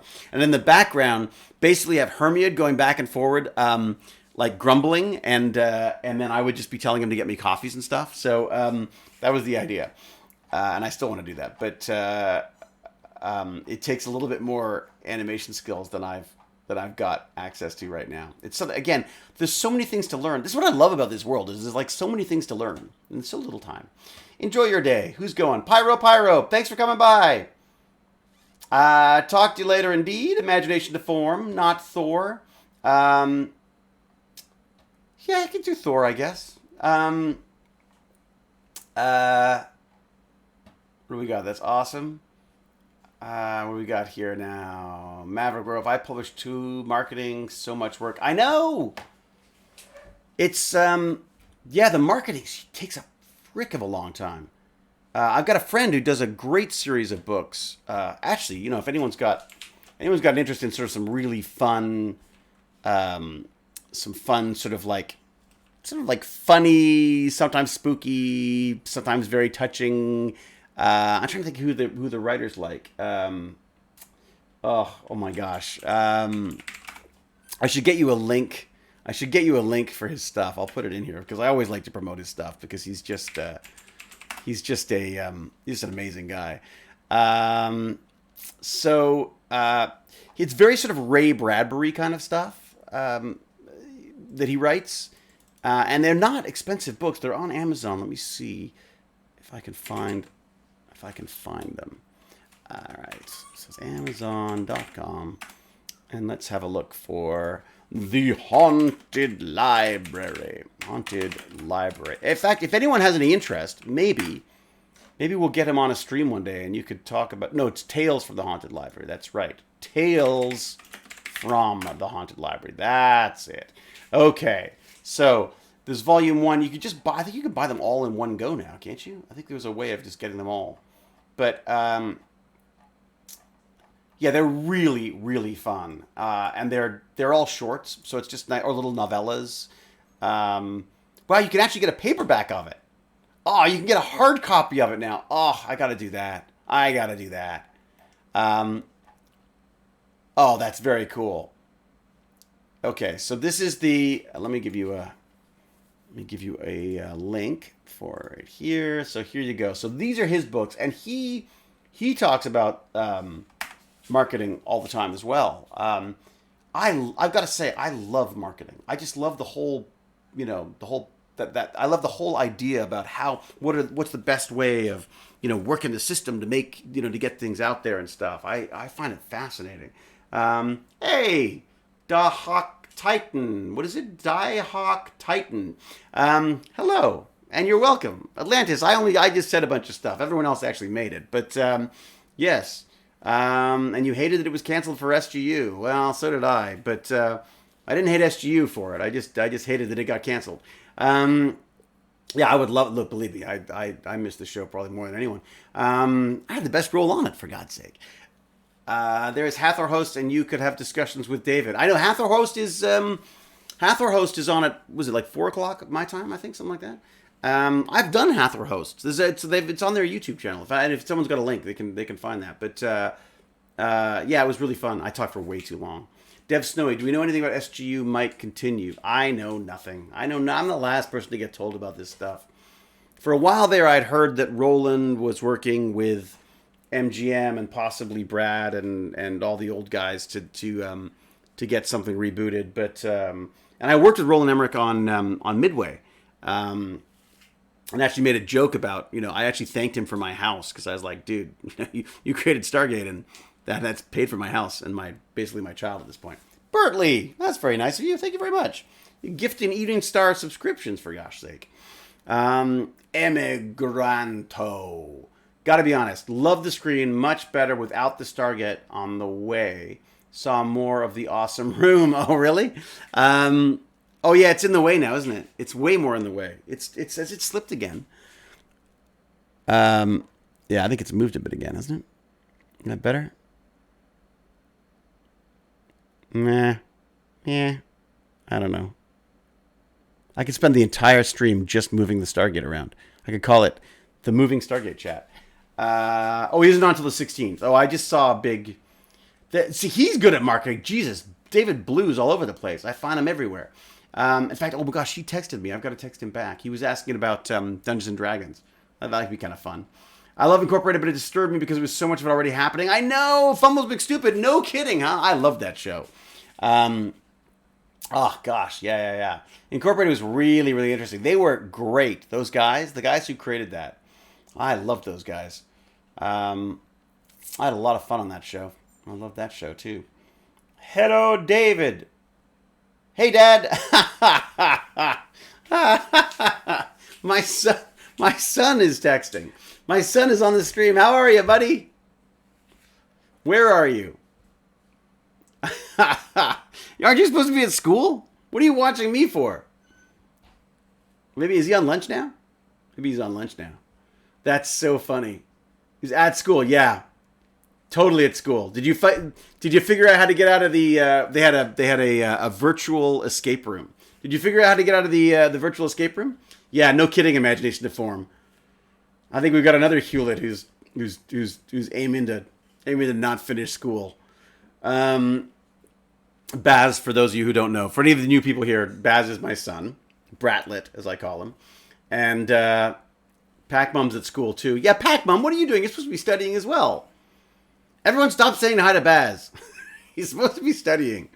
Oh, my gosh. Worst kid ever. Worst kid I ever had. Virtual escape room does sound cool, doesn't it? Was it good? I mean, how was the virtual escape room? I can't believe I'm having a conversation with my son via chat on a live stream, in public, as opposed to actually, going upstairs and talking to him. I can't believe he can't be bothered to come down and say hi.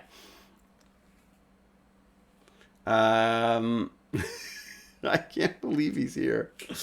Yeah, Dinner Beef says hi, but not to Baz. So there's no distraction there. That's great. What a fascinating modern world we live in. Yeah, no kidding, Lady Shelley. Try parenting in this. It's crazy. I'll tell you something that's been really interesting, which I'd love to know studies on.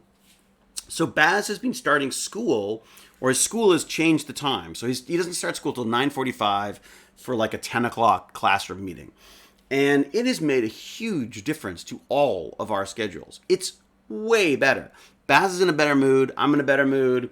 We get better sleep because he's just more of a night owl, like he always has been, like his mom. And like me, for that matter. Actually, I'm a night owl and a morning person, which is very frustrating because it means I don't do any sleeping at all. I mean, I'm no Cal, but I'm still, Cal doesn't sleep at all. Baz should become a real McKay and make Cold Fusion. Yeah. I think more likely he's going to be a streamer. I think he really wants to be a Twitch streamer. I think is the goal right now. And I'm not going to argue with him. Whatever he wants to do, as long as he does the work, I'm fine. I've heard that later start times for a lot of things, including jobs, would be beneficial. Yeah. We need Kate crashing the party, too. No, we really don't, Monica Lake. We really, really don't. I think she's busy. She's like in a writer's room or something right now. I've been trying to get our school to change to later forever, but they won't listen. I've heard that the teenage brain works better in the morning. Oh, I've started swaying. I've started my swaying now. It'd be funny to have Baz as McKay in a few years if the show reboots. I know. How weird would that be, Speed? That'd be really weird. I'd be so jealous, though, too, because I'd be like, how little kid gets to have all the fun. Kate is a lot of fun. We'll get Kate in for one of the... I'll definitely bug Kate to come in for one of the episodes where she shows up. How's that? My old person brain never works these days. Imagination to form. I'm with you. Old person brain. That's what I'm calling it. You could create a comedy series based on Stargate that is tongue-in-cheek, serious, but not really. You know, Mr. Clean, we had one. We had one called...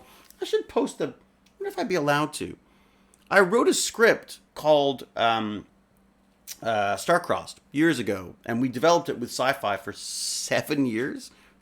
7 years? Yeah, like 7 years. And this is, again, one of those lessons in getting involved in the industry. So, and then they never made it. But we went back and forth on how to make it and what they were going to do. And my whole idea was, like, we jump on it while we were making Stargate. I wanted to make it in tandem with Stargate. So we would break for Stargate. I would go, and we had, like, Battlestar was shooting, and they had, I think they had Buck Rogers going as well. They had all these different series, including all the Stargates. And I was like, we got to jump on this. We could jump on all those sets.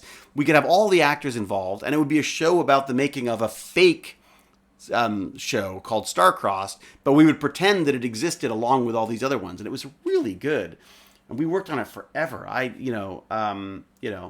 was paid handsomely, to be fair. But they never made it. And I found it very frustrating. So I wrote one, which was very, very interesting, and funny. It always came down to me, the idea that, you never die in sci-fi. So I had this sort of ongoing theme that people would, like, there was this sort of like Star Trek, like, Gene Roddenberry character who was like, he was like the Aaron Spelling of science fiction, and he had these very sort of blinkered approach to how these shows were supposed to be made and stuff, and I think he died at one point, and then he would show up as sort of like a hologram later and advise our leading actress on stuff. It was really fun. It was very it was Wormhole Extreme, but it wasn't quite as slapstick. It was a little bit more. It was more sitcom-y than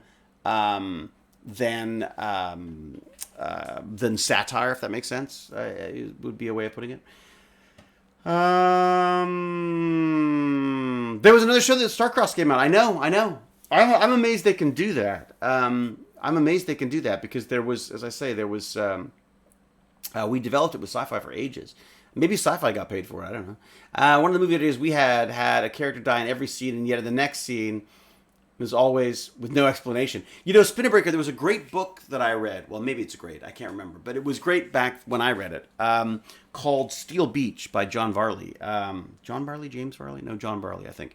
And that had this thing where the lead character would, like, off himself at the end of, like, every section. They'd be like, and then I pulled off my spacesuit and stepped out into the void. And you'd be like, oh my God. But it would happen, and then it would not get explained every single chapter or every couple of chapters. And then halfway through the book, he decided to become a woman, and then he went in for surgery and just came out, and he was for the rest of the show, he was like, the rest of the book, he was a woman. And again, this was at a time when that was like absolutely mind-boggling to me.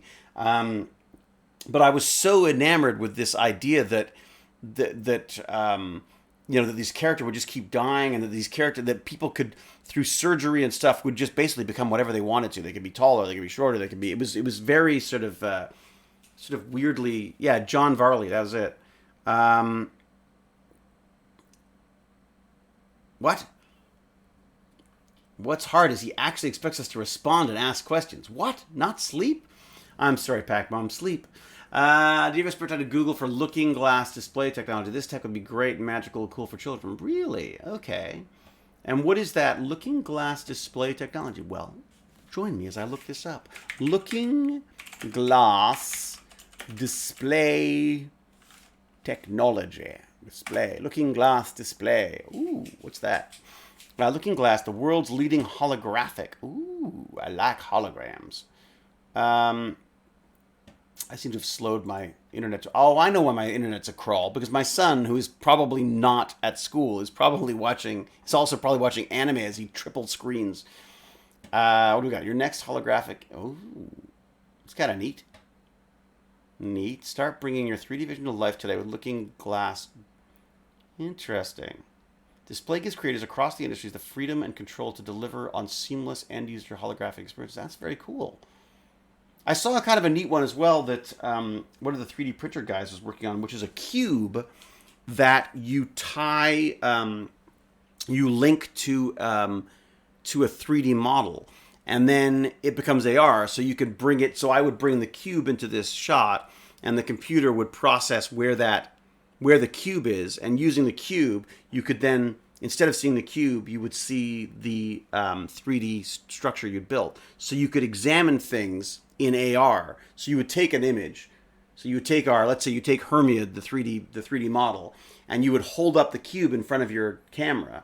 And instead of seeing the cube, you would see Hermione, and you could rotate Hermione and look at it, and I'm assuming then sort of interact with it in ways. So that's very neat. Okay. Are they expensive? What do they cost? What do these things cost? Let's see what they cost. Oh, that's okay. It's only $6,000. What? $6,000 for a 15.6-inch Pro. There's the Looking Glass development kit. Well, that's neat. That's $600. The 8K immersive display is a price upon request, which I'm guessing means that I can't afford it. That's interesting. So what is this development kit? Because that could be fun to play with. But still, $600. Yikes. You're right, though. That is definitely stuff I can see the kids getting into. Keep in mind, my kids are 10 to 12. So one of the big things I struggle with is trying not to turn it into classes for them. Like, we got this amazing. So Pentester Labs, I should make them a sponsor. They gave me free access to their classes. So Pentester Labs is basically teaches you hacking, which I thought the kids would be thrilled about. They're sort of like cautiously interested, but my fear is that I don't want to scare them away because it's quite technical. I think they need to be a little older before they get into this stuff. But I started doing the course, got my Unix badge, and absolutely love it, but wanted to revoice it because the guy who voices them has a quite thick French accent, and my concern was in the U.S. that would be difficult for people to sort of make out. I was like, us Canadians, we're used to our French Canadian accents and stuff, so we're okay with these. But I thought that for the larger U.S. market, they might want a different voice, and I thought it would be really cool to have Rodney McKay voicing hacking courses. I've got to talk to him about that actually too, because I still think that's a great idea. Though I say so myself, I just thought it would just. Also, I guess my point was I love this stuff, and I know that he does as well. Whoever's voicing it obviously is doing this stuff and understands it much better than I ever could. But because of the acting stuff, I feel like it would be a way of like sort of projecting my excitement onto this stuff and hopefully getting people excited about it. I also wanted to not dumb it down, but try to figure out a different way in for kids, like for them to play with. So more David for ourselves. What do we got here? Some people here have no taste. What's that? A dev kit Looking Glass is a cheaper version where you can develop content on. I see. Got it. David, you could do a series where the cast are all clones, and whenever one dies, a new clone is produced, it replace the deceased one. There you go. And they would all be me. Okay, Raiders all gone. What Raiders? Where are the Raiders? Did I miss the Raiders? What happened to Raiders? Aw, Torvald, thank you so much. Oh my gosh, 70 people. What were you up to? What were the Raiders doing? Thank you so much. I'm so sorry I missed it. I was babbling on, didn't see the chat. So what were you doing before you came in? Huge raid. Huge raid. Huge raid. We're still here. Oh, good. So what were you doing, Torvald? What was the stream? A 12-year-old girl hacked a voter's booth as part of a contest. Yeah, that's what I'm saying, is they're capable of doing it. They just have to learn. Torvald, thank you so much. Thank you so much for the raid. That's very kind of you to think of us. To think of me at this time. You were playing EVE Online. Oh, my God. I did. I played EVE Online in virtual reality. And you know what? I had to send it back. I had to get a refund because I was like, I can't play this game. I couldn't play it for a minute without getting sick. It's that frickin' motion sickness. Oh my gosh. Wow. So 70 of you were playing together, Torval? Or were they watching you play? Kazakazun says, EVE Online abyssals. David is a lot like McKay, or McKay is a lot like David. Can't tell. I know, neither can I sometimes. I'm watching him and playing myself. I see, I see. So you're watching him. So you're dual screening with him. I see. Okay. John P. Sevens, back to time travel. If you're familiar with Assassin's Creed games, there's a device called, yes, the Animus. I remember that. Reads your genetic memory, projects the output in 3D. You relive memories of your ancestors. I think it would be more interesting than creating a new time machine. What do you think? Again, I mean, I love that concept. We played Assassin's Creed for a while. I've never played Empyrean. I have not, Iterator. I have not played that. Yeah, look, I mean, there's some amazing time-related stuff out there. I mean, I'm a massive, well, I was a massive Doctor Who fan. Nothing against the new ones. I just don't watch it the way I used to when I was a kid, obviously. But I say obviously. What's so funny is when I had to hunt it down and it was hard to find on television, I watched it more than I watch it now that I can find it and watch it whenever I want, which is a strange irony there. What are all those noises coming from Bass's computer? What have I set up? What have I done? Oh, I see. So he's got updates and all sorts of stuff going on. I see. I'm streaming off his computer because his is so much better than mine. Not gonna lie, as a Native American woman, that sounds terrifying, but also very cool. What is this? About what? What sounds terrifying, his river song? Let me think.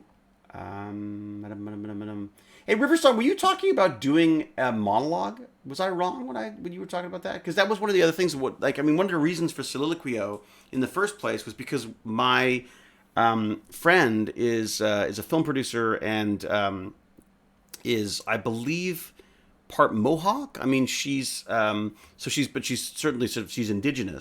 And she makes a lot of films about First Nations stories and stuff. And she was having such a hard time getting actors for her films because we're just not set up. Like, even in Canada, which I thought was like the most diverse place in the world, we suck at finding new diverse talent. And so the hope with Soliloquio was that we could have that this is open to everybody. It's free. They could, that actors of any level can get in there and sort of show off their work. And I just thought the Soliloquio might be a good place for that. So I think you were talking about that. You have a bunch of actor friends. That's right. Experiencing ancestors' memories or lives. Yeah. Yeah, I guess it depends on the lives they were living, I suppose. I have put the site offline for now because I'm working on it. That's fine, Harklight. Yeah, I wasn't saying like now, but it's but yeah, that was one of the big motivators for me for that was that and then again with Debug, we really struggled to find the diversity that we wanted in the film. And we never, I don't think we ever did. I know we didn't. We certainly didn't. Jane and I were very, very hopeful that we were going to get an African American actress. Well, a Black Canadian actress, I guess is a better way of putting it. And I apologize. These are the kind of language stuff that I'm struggling with now because I'm trying to address this more. Normally, I would just try to avoid saying anything like that. Fabulously talented Black actress that we had that was our like first choice for the film, and we could not persuade producers or distributors to back the film basically with her in the lead, which was very frustrating. So it's definitely, as I say, the industry is pretty dinosaur on that stuff. Now, I mean, what I love about seeing Soliloquio, seeing the submissions to Soliloquio, it is crazy diverse. Like, it's amazing because it's an international. I basically said to everybody on Backstage magazine, which is like sort of the go-to casting magazine. I splurged on an ad and made it international, and of course, so you get this great collection of people. I don't know, Xenos. I don't know what the term is. I mean, I would refer to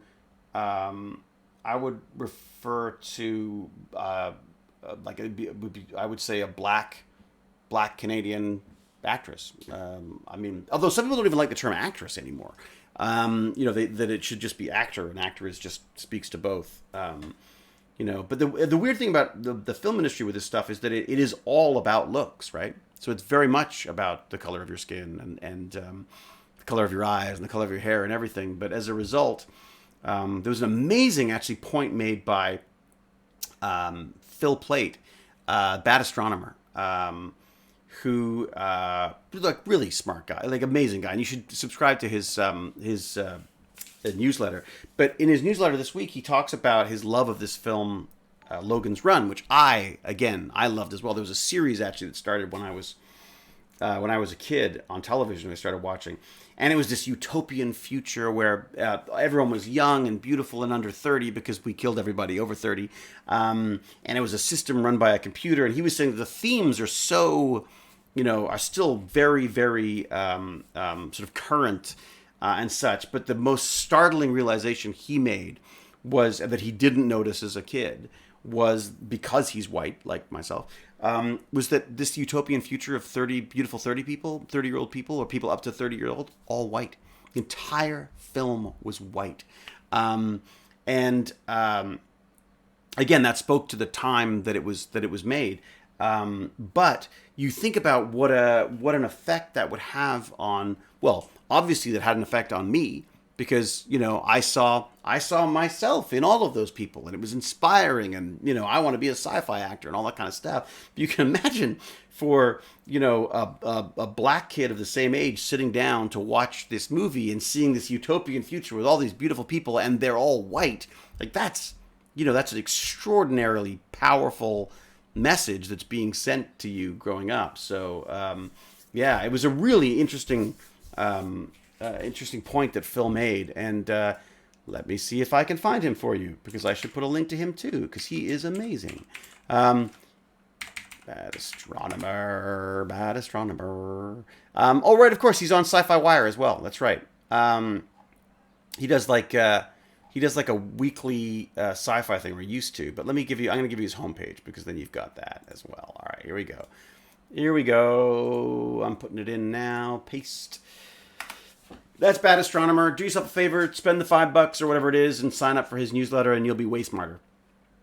It's interesting how much it does and doesn't matter when casting. Often when it's important to cast in a certain way, people ignore it, and when it shouldn't drive the casting, it does, because of what mainstream expectation and standard of beauty is. Yeah, his River Song, that was the interesting thing for me, was that I think for a very long time, I guess because the government is trying to sort of promote a more diverse representation in films and television stuff. But unfortunately, as a side effect of that, diversity started being seen as like a checkbox. So it's like, well, oh, that character's not black, but oh, look, but she's Chinese, so that's gotta be fine. It became like a checkbox, as opposed to, I mean, my frustration with Debug was the part that I'd written was science fiction. It was based on the idea that that Africa became a center for really smart and motivated hackers, because they had cellular connections to the internet that were very difficult to sort of tie to any one person. So they were sort of free of prosecution for the most part, and they had the least to lose. I mean, one tiny success online that got them money would help them out hugely in sub-Saharan Africa, or whatever the desert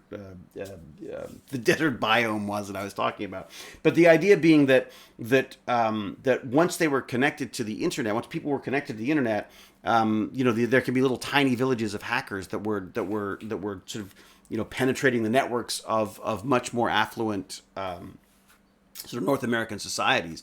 And so that's why I wanted her to be the lead. But it was amazing. You get these discussions where people go like, well, what if she's Japanese instead? I'm like, well, then she's Japanese, and it's a whole different story. It's not about, but again, with film, that's what happens. So, like Russian hackers, a great example too. Exactly. When you've got, there's less, if there's not a lot of chance of getting caught, then if there's much more chance that people are going to try it. I mean, I'm trying to get the kids are quite nervous about the idea of hacking, because they just immediately assume that it's bad. And I keep saying, like, look, the whole point of this pen tester labs thing is that you get to break into systems that you're allowed to break into. So there's another one too that someone recommended called sort of like, I can't remember if it's called like Hack Me or something like that, where you basically log in and try to hack their various different systems. but yeah, there are so it could be Russian. I mean, now I guess it would be Russian hackers or even Chinese hackers.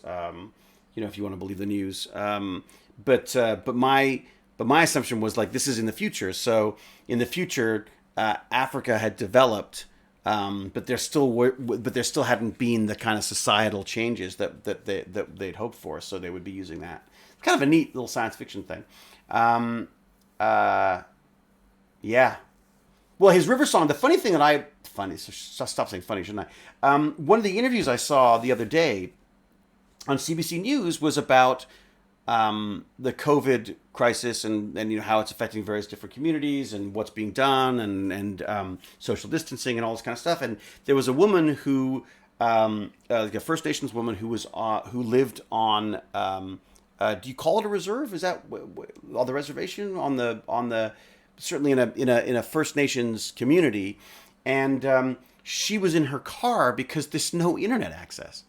Like she didn't have the internet access necessary to access the CBC chat, so she had to drive out and on her own cell phone at her own cost. She had to call in to do this because there was no infrastructure in her First Nations community. And I was like what?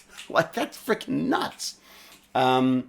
Especially in Canada, which all we ever hear about is like this government talking about this equality and this need to, we acknowledge that we're starting this, every speech here starts, which is really, I mean, at first I was very resistant to it because I was like, what the hell? What are we saying? What's going on here? Why does it, this just seems very sort of like pretending to care, where we would start every sort of formal meeting or speech or whatever would start by saying like, look, I just want to acknowledge that we're coming to you from a land that is owned by whatever the various different Native Indian community that lived on the land originally and stuff, and so it really sort of ingrains it into people's thinking. But then to hear that there's no internet on these communities, you're like, well, so it's literally just a bunch of politicians trying to look good, a bunch of white people standing in front of cameras saying, I acknowledge that this is very important, except that obviously you don't, because the very same people don't have the internet. So it bugged me. Anyways, I'm babbling on. There isn't even necessary running water. Well, that's it. I'm sorry. You're right, River Song. I mean, forget internet. Water. Like there's like basics that aren't available. And my sister Moira, my older sister. She's younger than me still. They're all younger than me, but the oldest of my sisters, of my 5 younger sisters. She took a number of courses and has read a lot about Indigenous rights and wrongs that have been how they've been wronged in a lot of this stuff. And we've had many arguments about that stuff, and I realize now, sort of looking back on those conversations, how and thanks to this book, this so you want to talk about race book, the idea that I'm trying to process this stuff through the eyes of someone of a white privileged male. I'm gonna have a different perspective on it than someone who's grown up as a native Canadian or native person, because Canada's our construct, isn't it? Again, this is the frustration that I have, is I have not spoken about this at all, because part of me was like, what do I have to say about it? What can I say? What can I say to this stuff? And so now when I struggle to do it now, I feel like I just say all the wrong things. So please feel free to correct me as we go along. But again, the internet, obviously running water would probably be more important, but the advantage of the internet is it just opens up all sorts of commerce and connections and communications and education, that is just impossible without it. I don't understand why that's not. Surely that's something that we could fix, isn't it?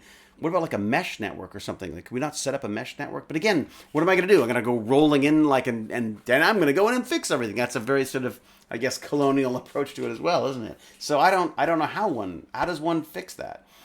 Canada stopped funding the Advanced Dental Hygiene Practitioner program that focused on providing oral health care for First Nation communities. Interesting.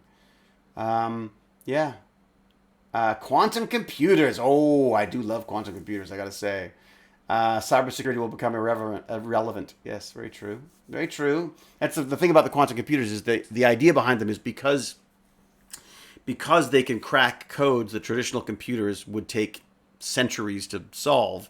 The idea is that potentially encryption would become obsolete. But I have a feeling that they'll also be using them to encrypt computers as well. So I'm sure they've got things. His Riversong can speak to this better than I, but First Nations are the native people of Canada. Yes.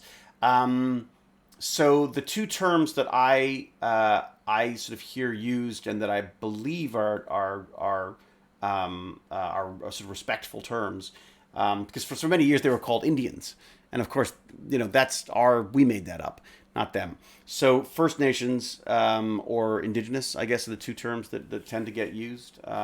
And again, as Pac-Mom says, I'm sure his River Song would have more of a perspective on that. Hope it's going well for today. If I almost look stupid, I'm going to try cooking dinner as I listen. Oh, well, good luck. Good luck. Quantum computers for Bitcoin. Oh, my God. Yeah. Yeah, I guess so. Elon's new SAT internet will fix this. Yes, Mr. Clean. That's a really good point. That is a really good point. If it's accessible. But my fear is that the first version of Elon's internet satellites, what's it called? It's called something. Satlink? I can't remember what it's called. Does anyone know what it's called? I'm sure someone will figure it out. Starlink. Starlink? Is it Starlink? Oh my God, that sounds an awful lot like... It is Starlink. Oh my God, it just sounds way too much like Skynet. So the hope there is you'd have high-speed internet everywhere. But from what I've heard, the first rollout, because it's expensive, is going to be expensive. So the only people who are going to be able to afford it are people who've got lots of money and companies that have lots of money. So, yes, what he charging?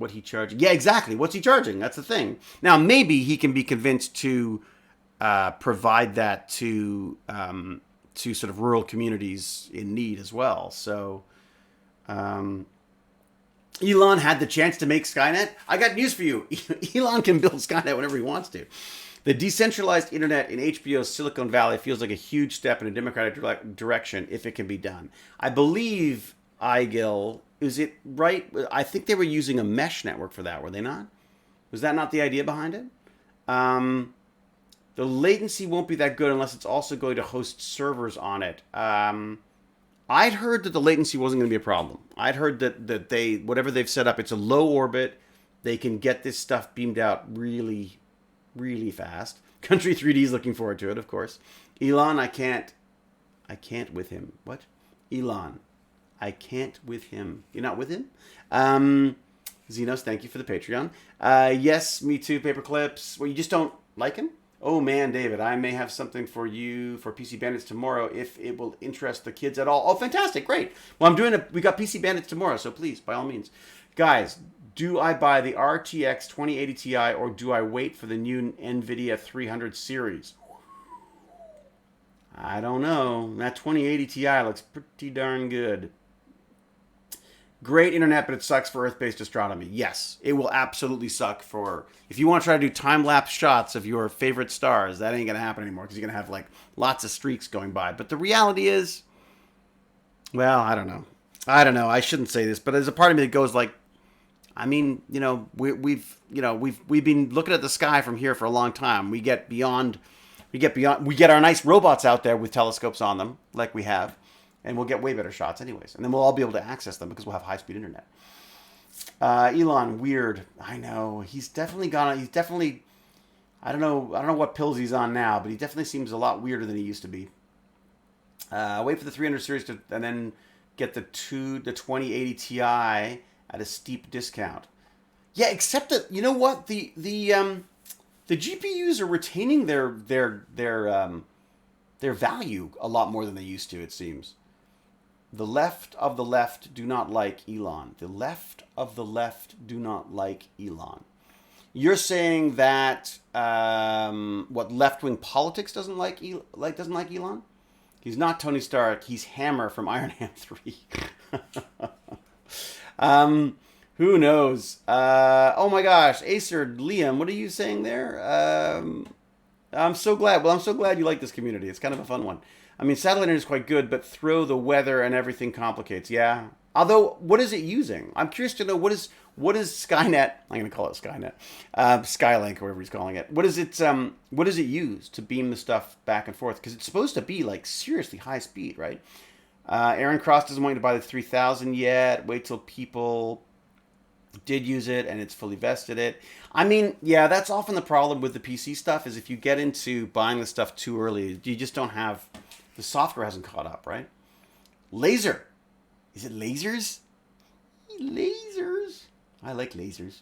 It's because Moore's law is becoming stable limit. There for advancement in transistor density, lithography, getting smaller. That's why GPUs and CPUs are remaining their value. Yeah, because they're not improving. Well, they are improving, but yeah, it was really fun. We looked into the lithography side of stuff, or I looked into the lithography side of stuff while we were talking about that with PC Bandit. So I do one of the PC sessions I do that Cal's talking about. I'm looking forward to seeing what she has to say about it. Is just for originally it was just for PC gaming, but the reality is it's turned into basically a game tech chat where we just talk about all the different things the kids are playing. Did you think Elon looks Kevin Durant, who played the Goa'uld? Was it Zip? Nah, gosh, man, the Goa'uld names are always so hard to say, including Goa'uld. Kevin Durant, I guess maybe. I don't know. It's hard. I can't picture him right now. The one from the Triad SG1. Yes. Zip Akna. Thank you, Spinnerbreaker. What a lot of people hate Elon because he's a Trump supporter. He's an avid. Oh, is he? I didn't know that. Even if it gets people hurt, and at the end of what I've noticed in politics, and that the end of what? That's the end of. Oh boy, sorry. There's some typo stuff happening. Oh my gosh, it always comes down to politics, doesn't it? I mean, look, I very much admire Elon's ability to create change. But as always, with any kind of sort of like forward-thinking sort of technology geek approach to stuff, I think we have a tendency to revel in invention and not necessarily consider all of the repercussions to that. That said, I have an immense amount of faith in technology, and I like to think that technology will save us all eventually, anyways. So, apparently, my graphics card was worth more 2 years after I bought it than it cost me new. Wow, that's good. What did you end up going with? His River Song. Were you Bitcoin mining? Could my voice get higher? His River Song. Are you Bitcoin mining as well? I never got into Bitcoin. I always felt like it was a bit too speculative for me. I ended up buying. I wanted to create, because you can create your own Bitcoin. I mean, not a Bitcoin, but you can create your own. I guess what do they call it? Cryptocurrency. And I thought it would be really fun for the kids to create their own cryptocurrency, so they could just go like, "What did you do today?" "Oh, I created a cryptocurrency." Because it's like there's little kits, like you could literally do it yourself. So I thought that could be fun. Oh no, Hadri, I'm just trying to make sense of it. That's all. I'm not. I'm excusing your typos entirely. Believe me, I'm the worst typist on the planet. He forced his workers back into his factories during COVID. I don't trust him as far as I can throw him. Okay, I see. So yeah, the workers' rights are a big part of that. The Amazon had the same issues, didn't they? He was a bit off when he called that guy a pedo here in UK. Yeah, there's some weird. I guess, again, it's the bubble, right? I mean, I think the same thing happens with movie stars as well, where I think you just end up in a bubble where no one will question you anymore. And I think that becomes very, very unhealthy, Luckily, I've got Cal here. Gatecoin. Yeah, create a Gatecoin. Oh my gosh, we should totally create a Stargate Gatecoin. We could just have like it here. This could be like part of our thing. Do we have any cryptocurrency folks in here that could help us create a Stargate coin? Although, would we be allowed to call it a Stargate coin? Could we call it Little Stargate or something like that?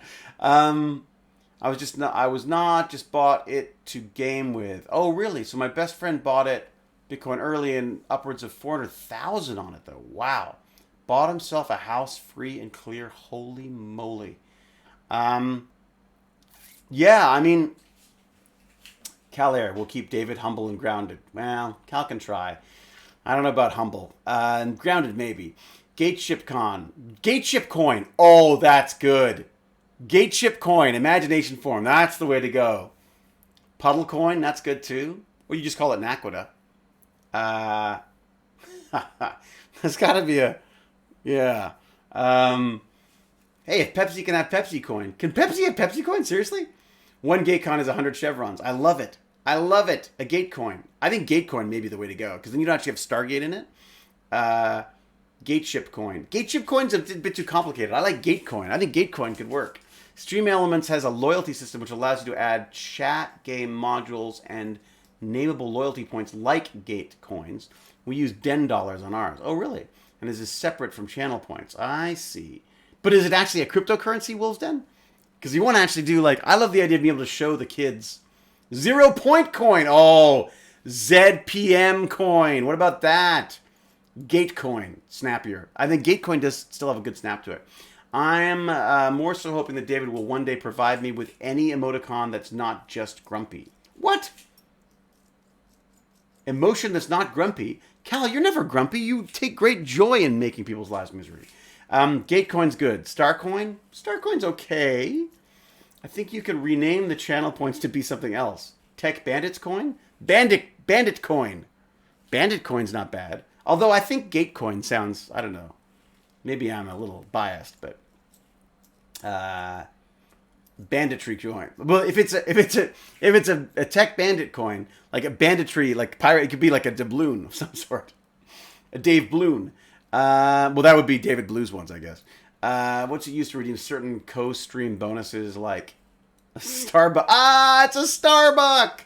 Ah, and girl in a squid hat for the win. But that would have to be like Battlestar. That'll be like Battlestar Cash. Bandit Cash. McCoin. McCoin. So Lencoin. Oh, Figon. You're out of here. River Song. 0 point sounds pretty low value. It's so true. It's a 0 point coin. I hadn't thought of that. I had Bill Murray coins. Oh, really? Ham coin. Ham coin's good. I'm still watching, says Lexa K. That's great. Thanks. Oh, not a coin. Try not coin. I like that. Oh my gosh, that yoga. I can hardly bend. You can't change channel name points as well. He's Canadian RDA. I'm sorry. What's that? Zed. I am Zed. Of course it's Zed. It's the right way of saying it. Hypercoin. That's good too. You know. Wormcoin. No, that's not gonna work at all, is it? Wormcoin. Blues are blue bits. Blue bits. Is that what he has? So he actually has blue bit coins. That guy. I swear to God, that guy's like the marketing genius. Ham coins. Ooh, ham coins. I'd be hungry all the time. Can't. But I thought yoga was to bend. I know, but once you stop bending, you break. Wraith coin. Ooh, Wraith coin. I like that. Where's McKay Jr. today? He's supposed to be at school, but it looks like he's dual screening by watching the stream. So nobody say hi. Yes, indeed. Why not just keep it simple? McCoin. Because then it sounds like I'm a McDonald's thing. You're so entertaining. I follow a lot of Twitch, but you are the most interesting one here. Thank you, Lexa K. I like to think so. Pork Buck. The Knights of Nick. I need to work on bending. I'm so... What is it? I'm so stiff. Imagination to form. I know. We did this. She does this. What is she... We had these ones where we were like... I'm not even going to try. But she had me like on one leg and one arm. And then you had a leg... What did we do? It was like one leg, one arm, and then the leg in front. And then you... Oh, God, it was awful. Anyways. Ooh, Replicoin. I like that, too. Harklight, is that all you eat? Is Chinese food? Surely that can't be good for you. Stop calling me Shirley. David, gotta watch the ligaments and tendons as we mature. Yeah, no kidding. Per the orthopedic who made sure I didn't tear my rotator cuff. He said muscles will build at our age, but we can wear out the ligaments and tendons at this point. This might be part of the issues you're experiencing. I think I'm just experiencing not being very fit is the problem. Lexi K enjoys his stream. Very good. You enjoyed this? Sorry, who's that? My stream or other stream? What stream are we talking about? What's wrong with Chinese food all the time? The Chinese eat it all the time. Aha. Thank you, Jahal.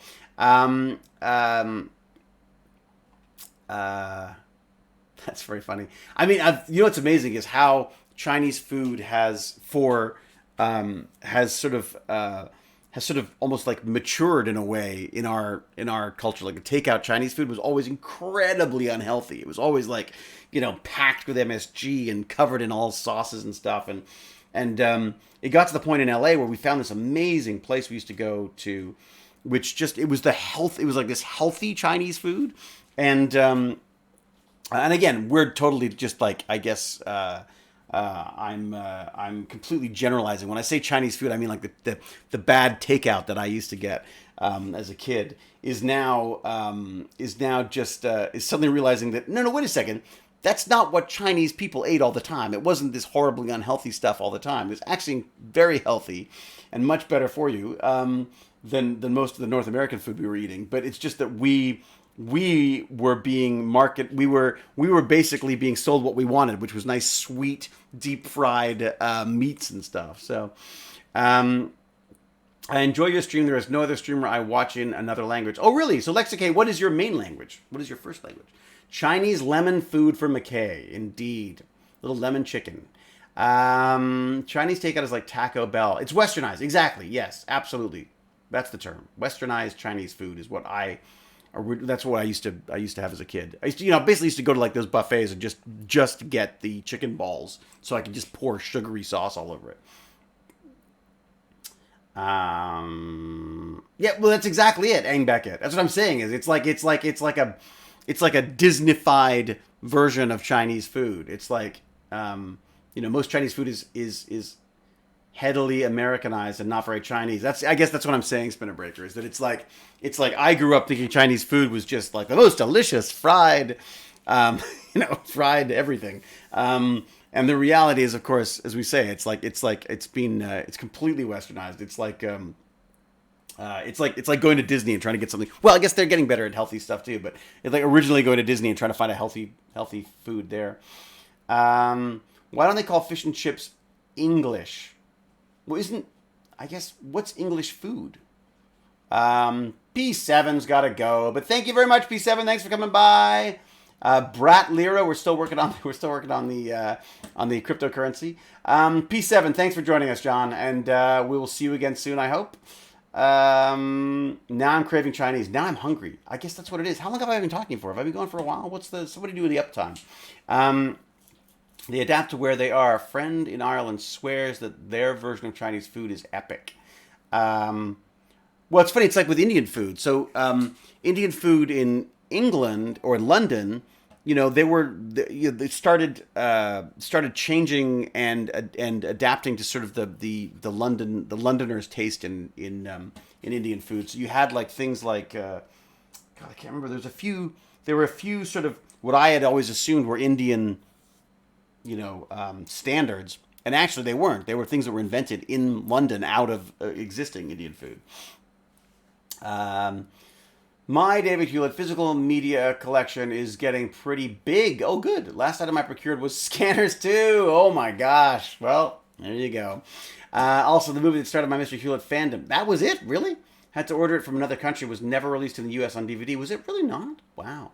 Now, I'd heard they were doing a Scanners TV series, which I thought would be kind of fun to be in. Dole Whip. Oh my God. Oh God. I'm craving Chinese food now, but not the stuff I can get on this side of America. I'm craving the stuff I used to get on the East Coast.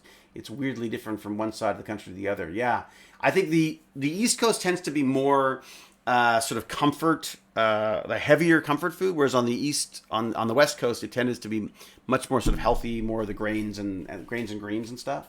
I definitely noticed the difference between even just Vancouver and Toronto. My best friend at school's parents came over from India, so I got a very spicy, authentic Indian food in the 80s. Oh, God, I love Indian food, I gotta say. More authentic on the West Coast. Yeah, probably. The other thing, Darwin Phoenix, is that there's a very large Asian population out on the West Coast as well. So great sushi, great. A lot of more sort of traditional fare there than there was originally in Toronto. I think that's changing now as well. Food. Making tacos. Oh, I do love tacos. Girl in Squid Half. For some reason, Iowa has decent sushi. Does it really? I see that Joe is on Cameo, but you're not. Well, see, that's the funny thing. So Cameo, I don't know. Tell me what you think. But Cameo, I feel like we're doing Cameo, aren't we? Like we're chatting already. when people ask me for videos and stuff, I if I've got time, I send them out. I sometimes feel guilty because I send them out and I don't. If I don't hear anything back, I worry that maybe they didn't get them or something. So, but anyways, point being is I'll put out videos every so often myself. So it just seems weird to charge for it, frankly. Now that said, I suppose I could charge for them and use the money towards Tech Bandits. Could be a way. Could be a way of doing it. But it just feels like it's just another thing I've got to keep track of. It's another middleman. It's another someone making money off of out of getting between myself and other people. I don't. Sorry, I don't mean to say like, oh, I'm such a better person. I'm just saying that like, I mean, a lot of the people I'm seeing on Cameo aren't. They don't stream. They're not streamers, and I'm not saying that's a bad thing. I mean, they probably have more important things to do with their lives than that, I guess. But or maybe that's just not their. Like, I mean, again, I wouldn't be doing this if Baz hadn't got me into it. But because I'm doing it, I feel weird. I feel the same way about virtual conventions. Like, I've been invited to virtual conventions, and I'm like, I don't feel like I can do that because I'm doing a virtual convention every time I start a chat. So it just feels weird. So yeah, who's sorry, Lexi K? What's going on? Oh wow, prefer speaking in English even more than German. Really interesting. Okay, so I agree. You're very charitably timed. Thank you, which is great. I thank you for it. Look, it's a two-way street. I mean, obviously as an actor, you like attention, you crave attention to some extent, in some way, shape, or form. My friends call me an extrovert hermit. Like, I prefer being by myself, and at the same time, this kind of stuff is. I kind of love it. So I do this also because I just enjoy it. Like, I find this therapeutic. I come out of this tired sometimes, but definitely sort of recharged in a way.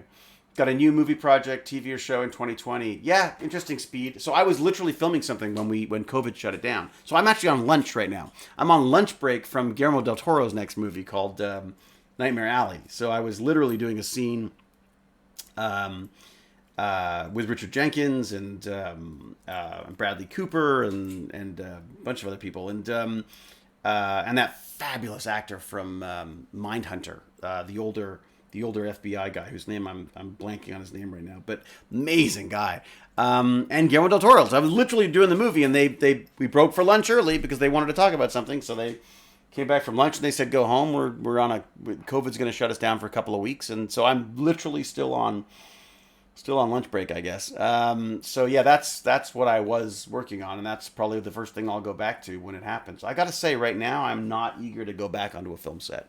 It feels like there's an awful lot of people, there's an awful lot of vectors for disease there. And honestly, I mean, maybe this is just sort of like a social anxiety that sort of kicks in because we've been socially distanced for so long. But I prefer this. I really prefer this. I would love to figure out a way of sort of getting creative with live streams, with YouTube, with creating my own stuff without involving crews of 150, 200 people.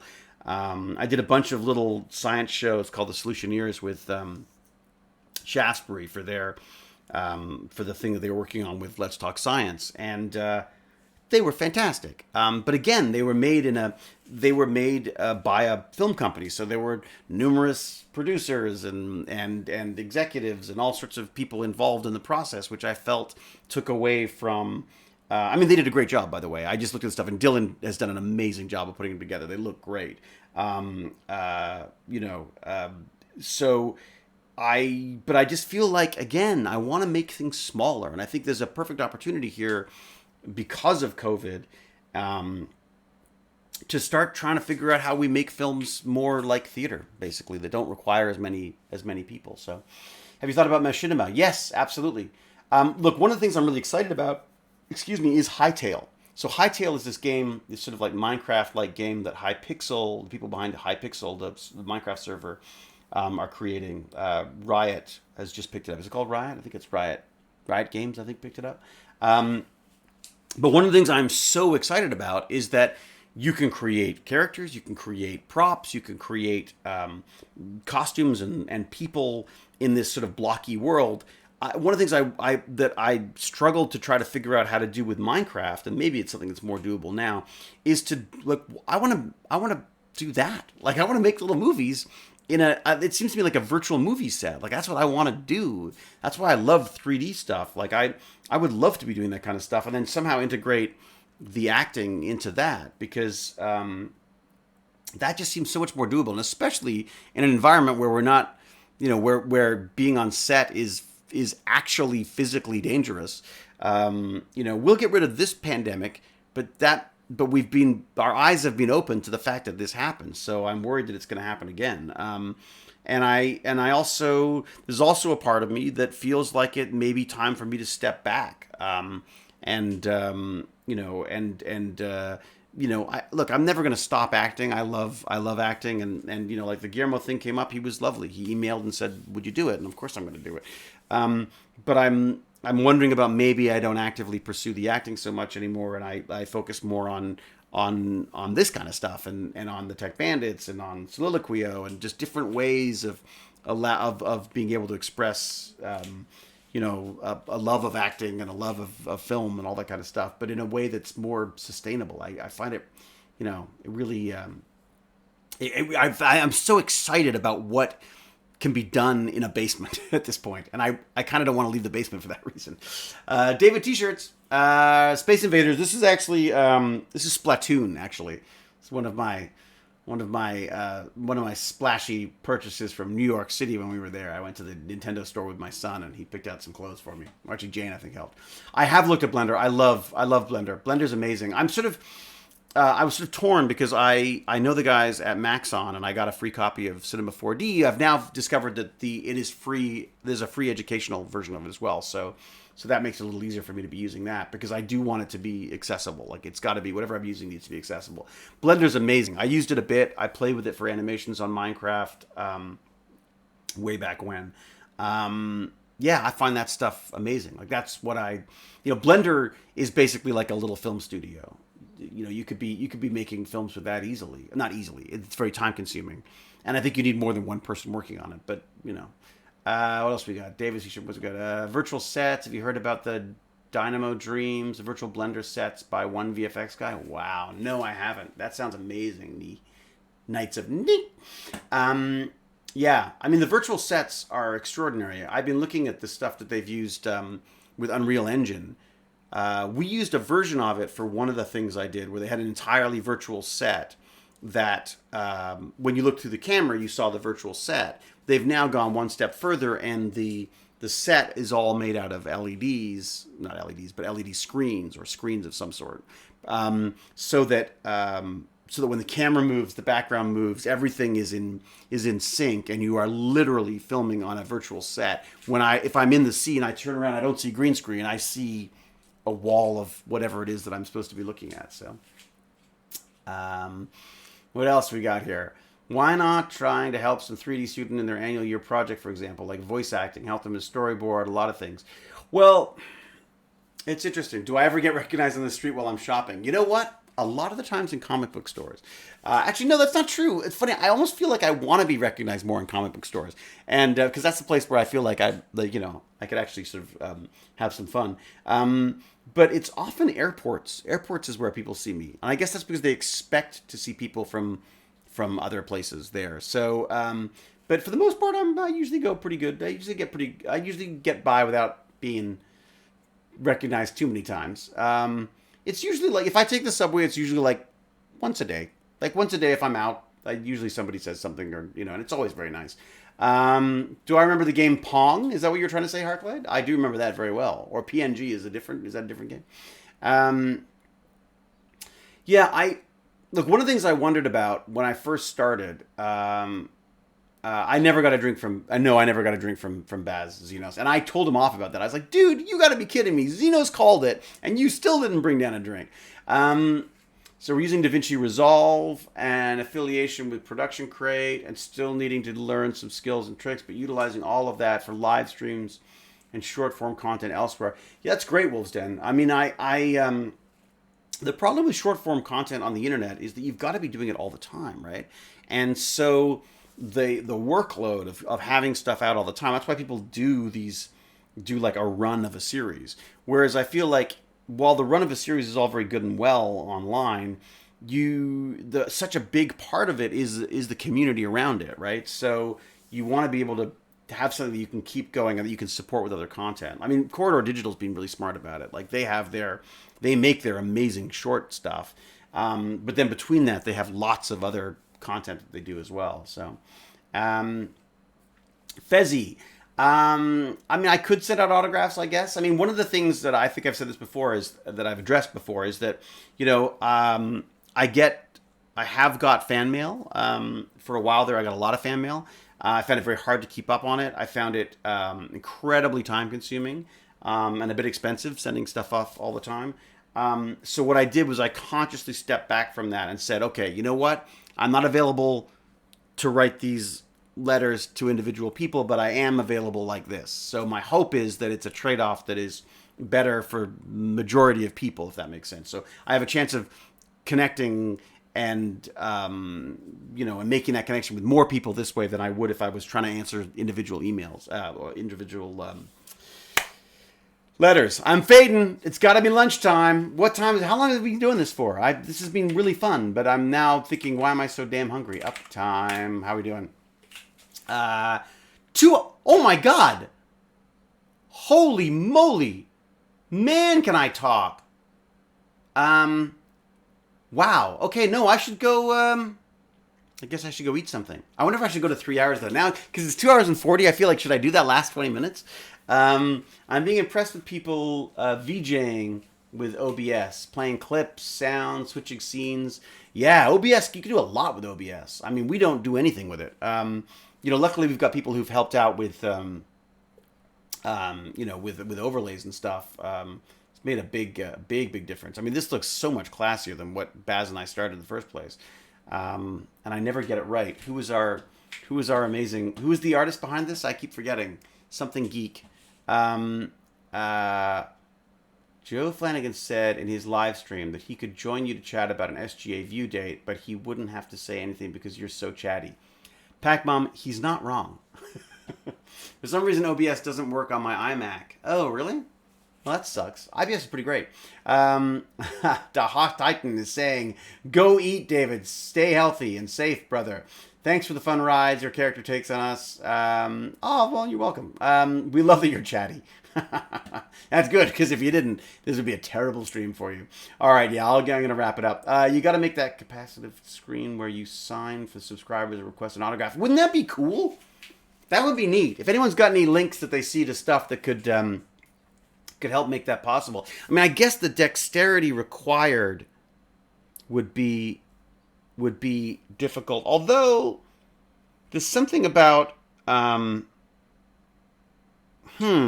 wonder if there's a way. I just wonder if there's a way of like rigging it up to the CNC machine, where when you write, the CNC would do the motion for you. That may be easier than trying to come up with a hand. Because you're actually trying to have a hand that actually writes it out. I was being stupid. I was thinking of a robotic hand. But if you have a system, like if there was a way of building a really cheap little, almost like CNC, it would only need to move on one plane, right?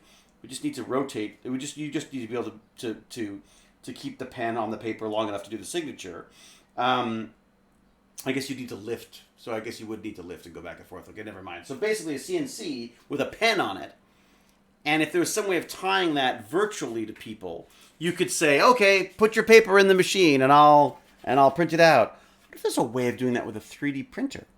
Like, could you write software that makes your 3D printer work like that? And so it 3D prints your signature for you as you're writing it. So you could be on the stream.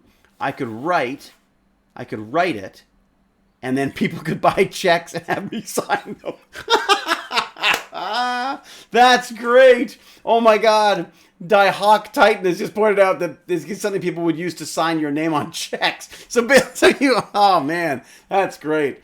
I am a forger's dream. It's so true. The summer project, autographs. David, your mind works the same as mine. I know, Harklight. I know, that's why our conversations never end. Do you know Star Citizen? If yes, what do you think about it? I don't know Star Citizen. What is Star Citizen? David, I edited a concept gate coin and posted it in the Discord. Ooh, Ooh, fantastic. Thank you, Karem. I will have a look. And are there any Bitcoin nerds out here? Are there any? I would love some guidance on that because I think that could be really fun for the bandits to see that what Bitcoin actually is, because I think they struggle with the idea of value. Like, how is there a value to this? And then why is there any more of a value to this than there is to the bits of paper that we send around and stuff? So, $500 signed David Hewlett McKay. Indeed. Good luck trying to cash that one.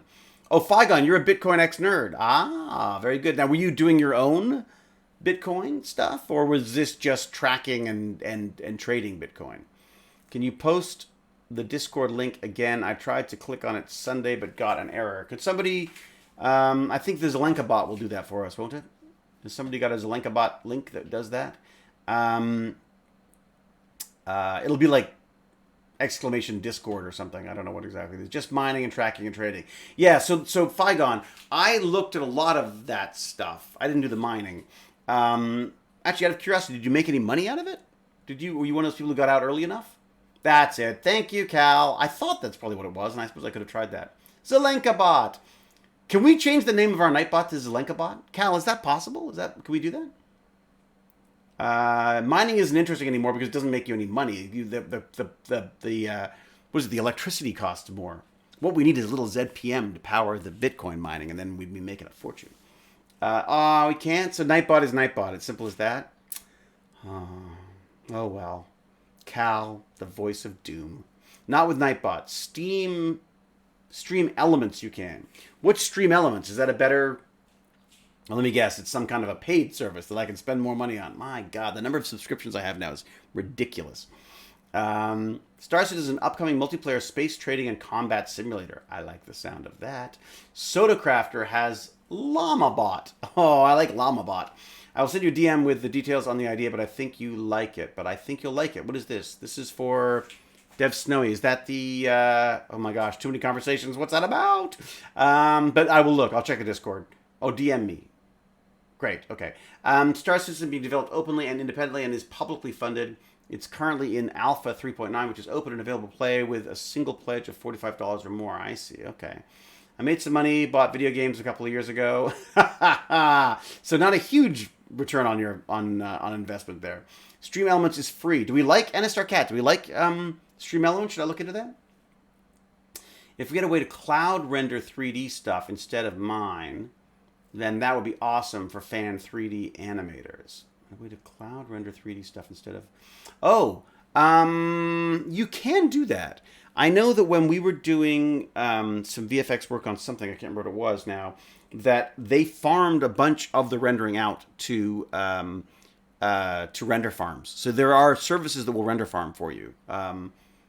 Basically, so if you need to get huge amounts of rendering done, and it would take you weeks of rendering on your own computer, you just send the link to these render farms, and that'll do it for you. I don't know any names, but the render farms are they not cheap? No, I'm sure they're not. Well, think about it. I mean, they got to run all the computers that you don't have to run. I dropped Nightbot and all of my other stuff in favor of Stream Elements and all of their stuff, including the OBS plugin. Wait a sec, what? There's an OBS plugin for Stream Elements? Who are my favorite stand-up comedians? Who do I like? Well, until he proved himself to be a truly unwell man, I was a big fan of... the HBO guy. God, what is his name? Somebody else. I'm getting tired. I'm getting hungry and tired, so I'm losing my... no replacement for Robin Williams. I know. I loved Robin Williams, I gotta say. Gosh, what was his name?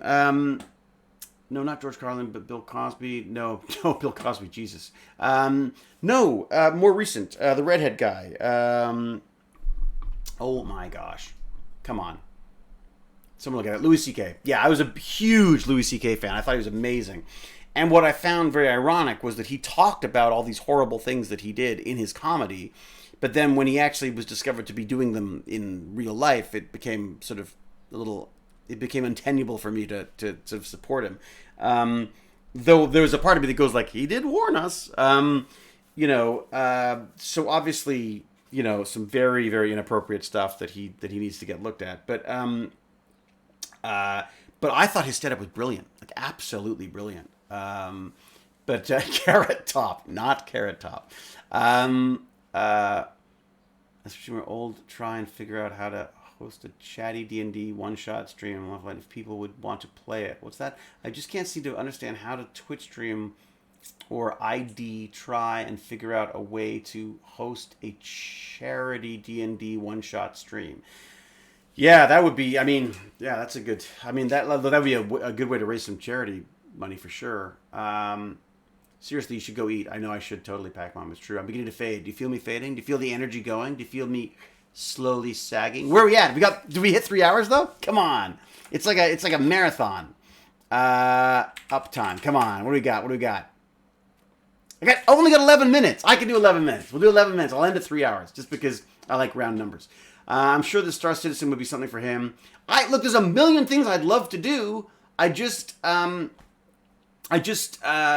time. Like, what should I be focusing on? There's too many things to focus on.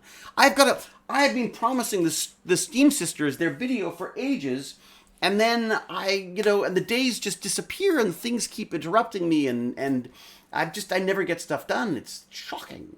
I might talk to you later about that. What's that? Ooh, guys, this thing is conspiring going on. Ooh, I am powering down. It's so true. Wyvern Games. Hopefully we can get something planned online for the new Stargate D&D. Yes, Wyvern Games. What's happening with them? I would love to be doing something with them. Squirrels. I don't know much about Canadian food, so I assume that you just have poutine. Yeah, basically that's all we do is we just have poutine. Canadian food is poutine. I can't. Are there other Canadian things? Anything with maple syrup, basically. What else? Canadian back bacon? Back bacon, eh? We like that. We like our beer, too. Let's see first if Star Citizen goes beyond an expensive tech demo before making David spend more money. Thank you, Cal. Voice of reason. Digital ADHD? Dude, I got ADHD. I got ADHD in general. All dressed chips. Ooh. Any guilt or pleasure reality TV shows you watch? I did watch that Tiger King thing. I got to admit. I watched that Tiger King thing, even though it was just like watching a horrible car accident. You just couldn't take your eyes off it, but it was just... I came out of it, though, feeling a little ill because I was just like, oh my God, there are like more big cats in private zoos in America than there are in the wild. And it just... Oh, God, I don't know. It was just such messed up people. It just seemed... Ugh. Everyone just seemed miserable. But it was again, it was like a car accident. I couldn't stop watching it. What other reality stuff have I liked? Reality stuff. What reality stuff do I like? There was something else I watched as well. I started watching... I watched a whole bunch of the Dark Net stuff. There was a whole bunch of... There was sort of like a hacker show that was really fun. I quite like that. Yeah, The Great Maple... Yeah, no kidding, Elgin. Have you seen that? So I thought that was brilliant. They were going to make a movie of it. I wanted to make a movie of it because I read this article and I was like, oh my God, that is the best Canadian movie ever.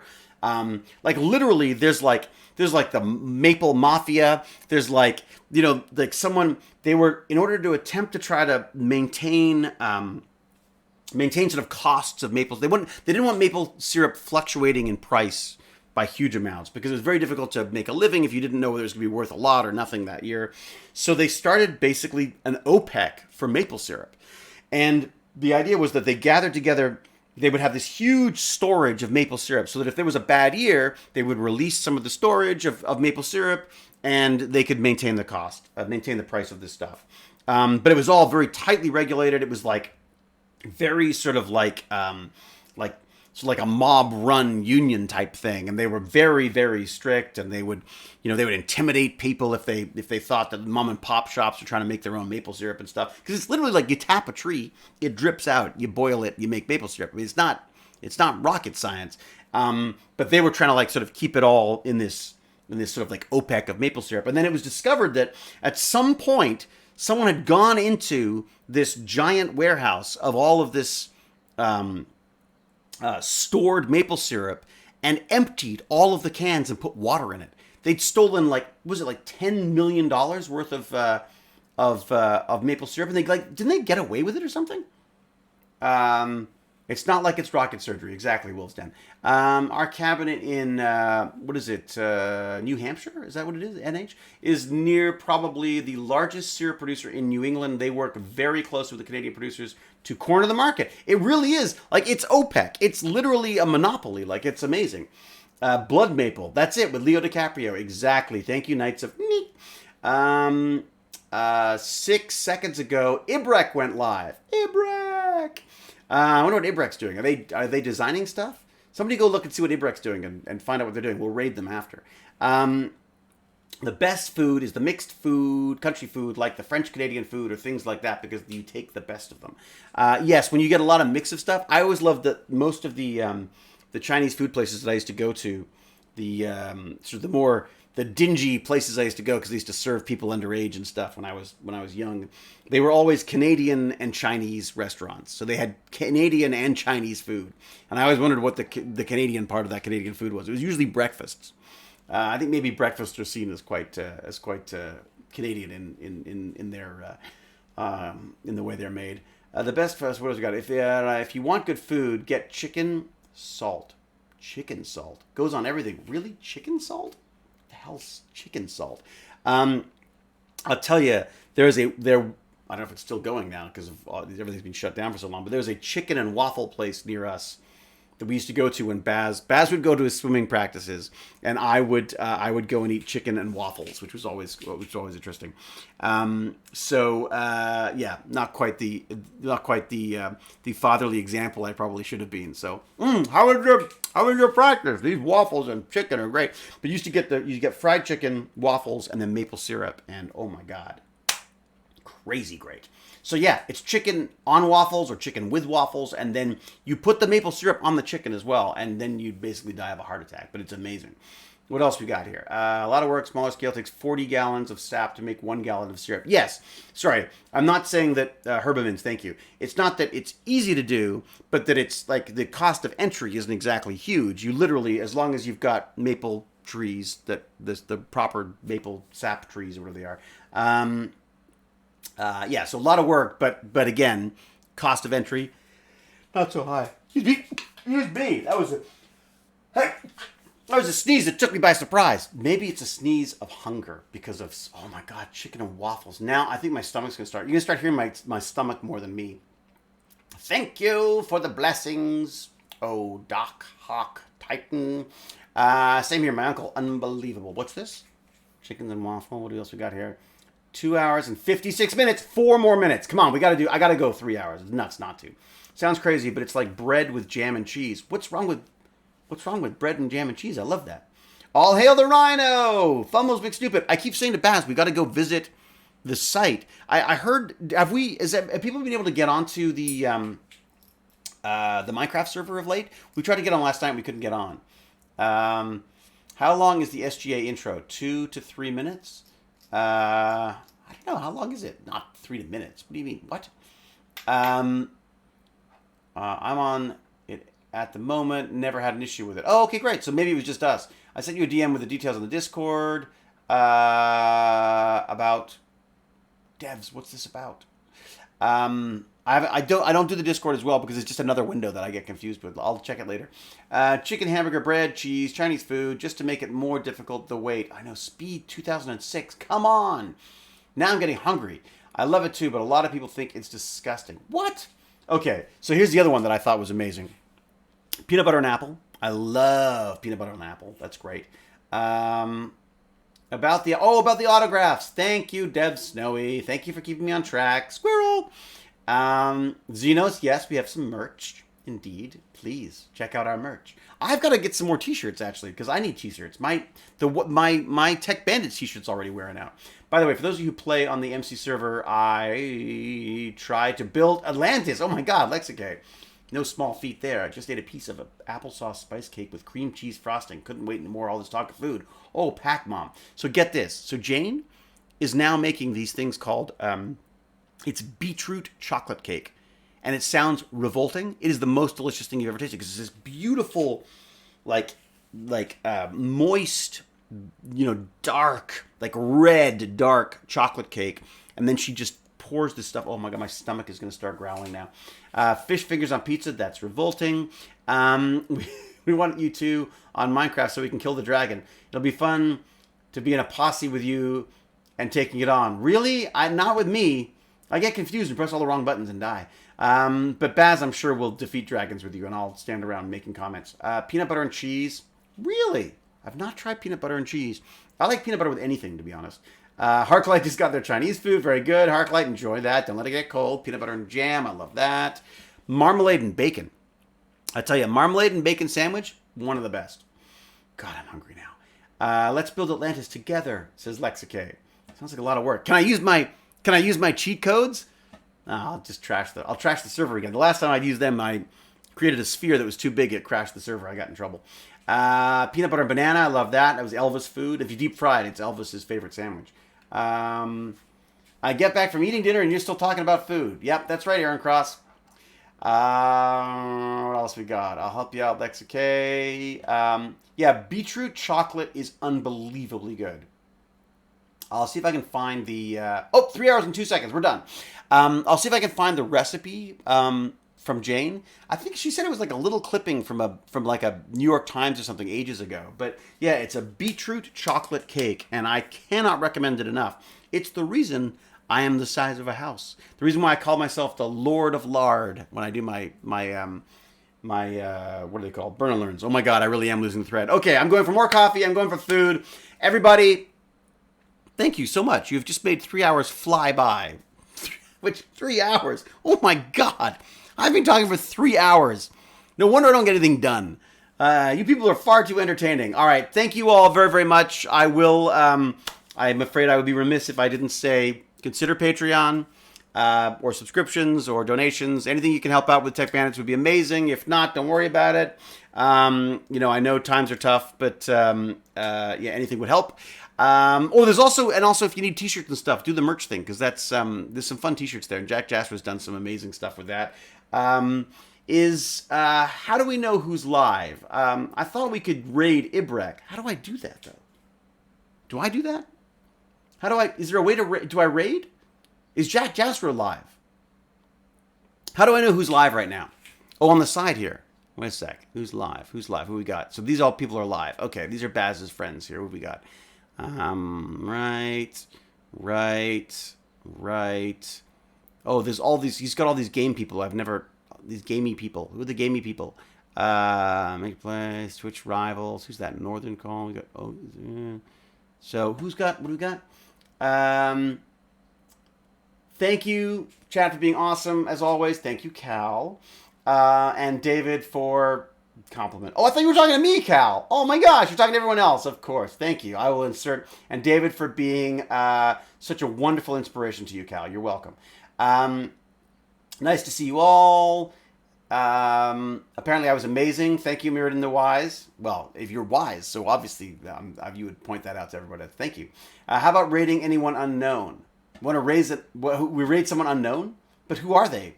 Does that mean I'm endorsing people I don't know? Isn't that worrying? Maybe I'll just leave it. I don't want to screw it up. Baz might get mad at me if I do the wrong thing. Apparently I'm awesome. Thanks, Elab. I see why I don't want to leave. People are so damn kind. Thank you, David. Love this time with you. Take care. Thank you, Mr. Clean. A pleasure. A pleasure. Well, join us next time. So I'm going to go and have a long lunch. Spinnerbreaker is on their stream. Raid channel name. Okay. Crafty World, thank you for the stream. I really like these. Oh, very good. I'm glad. No, I'm glad. Look, I love the talking ones too, to be honest. I'm going to go eat. Thank you, Heartlight. Okay, let me see if I can do... Just because Ibrek was the first one who was there. So what if I do raid? Can I do Ibrek? Do I have to put an at or something? At Ibrek? Or just Ibrek? Or... see if that works. Does that work? I'm too hungry for this. So if I do this, will this work? Okay, I'm going to say au revoir. Hey, Toinu, is Ibrek streaming right now? And bonjour, Toinu. Or bon matin, that's past. No. What? No. What? No at. Okay, so just Ibrek. He is loading. He's loading. If I do this, How's this? Bonne journée. Ah, désolé, j'oublié tout le français. Let's try this. Does that work? Oh, it worked. It's intended for mature audiences. The channel of followers, subscriber only chat. Does that work now? Is that going to go now? Does that automatically trade over? He's loading. Channel intended with that now. Is it raid now? 85 are ready to raid. Here we go. 85. Holy moly. Okay, ready? Raiding now. Woohoo!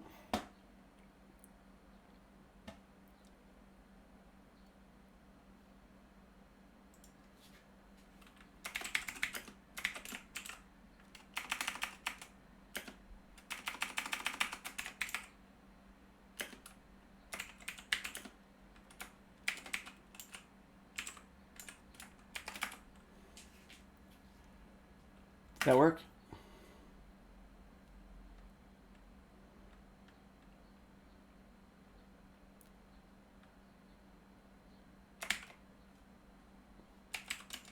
J'espère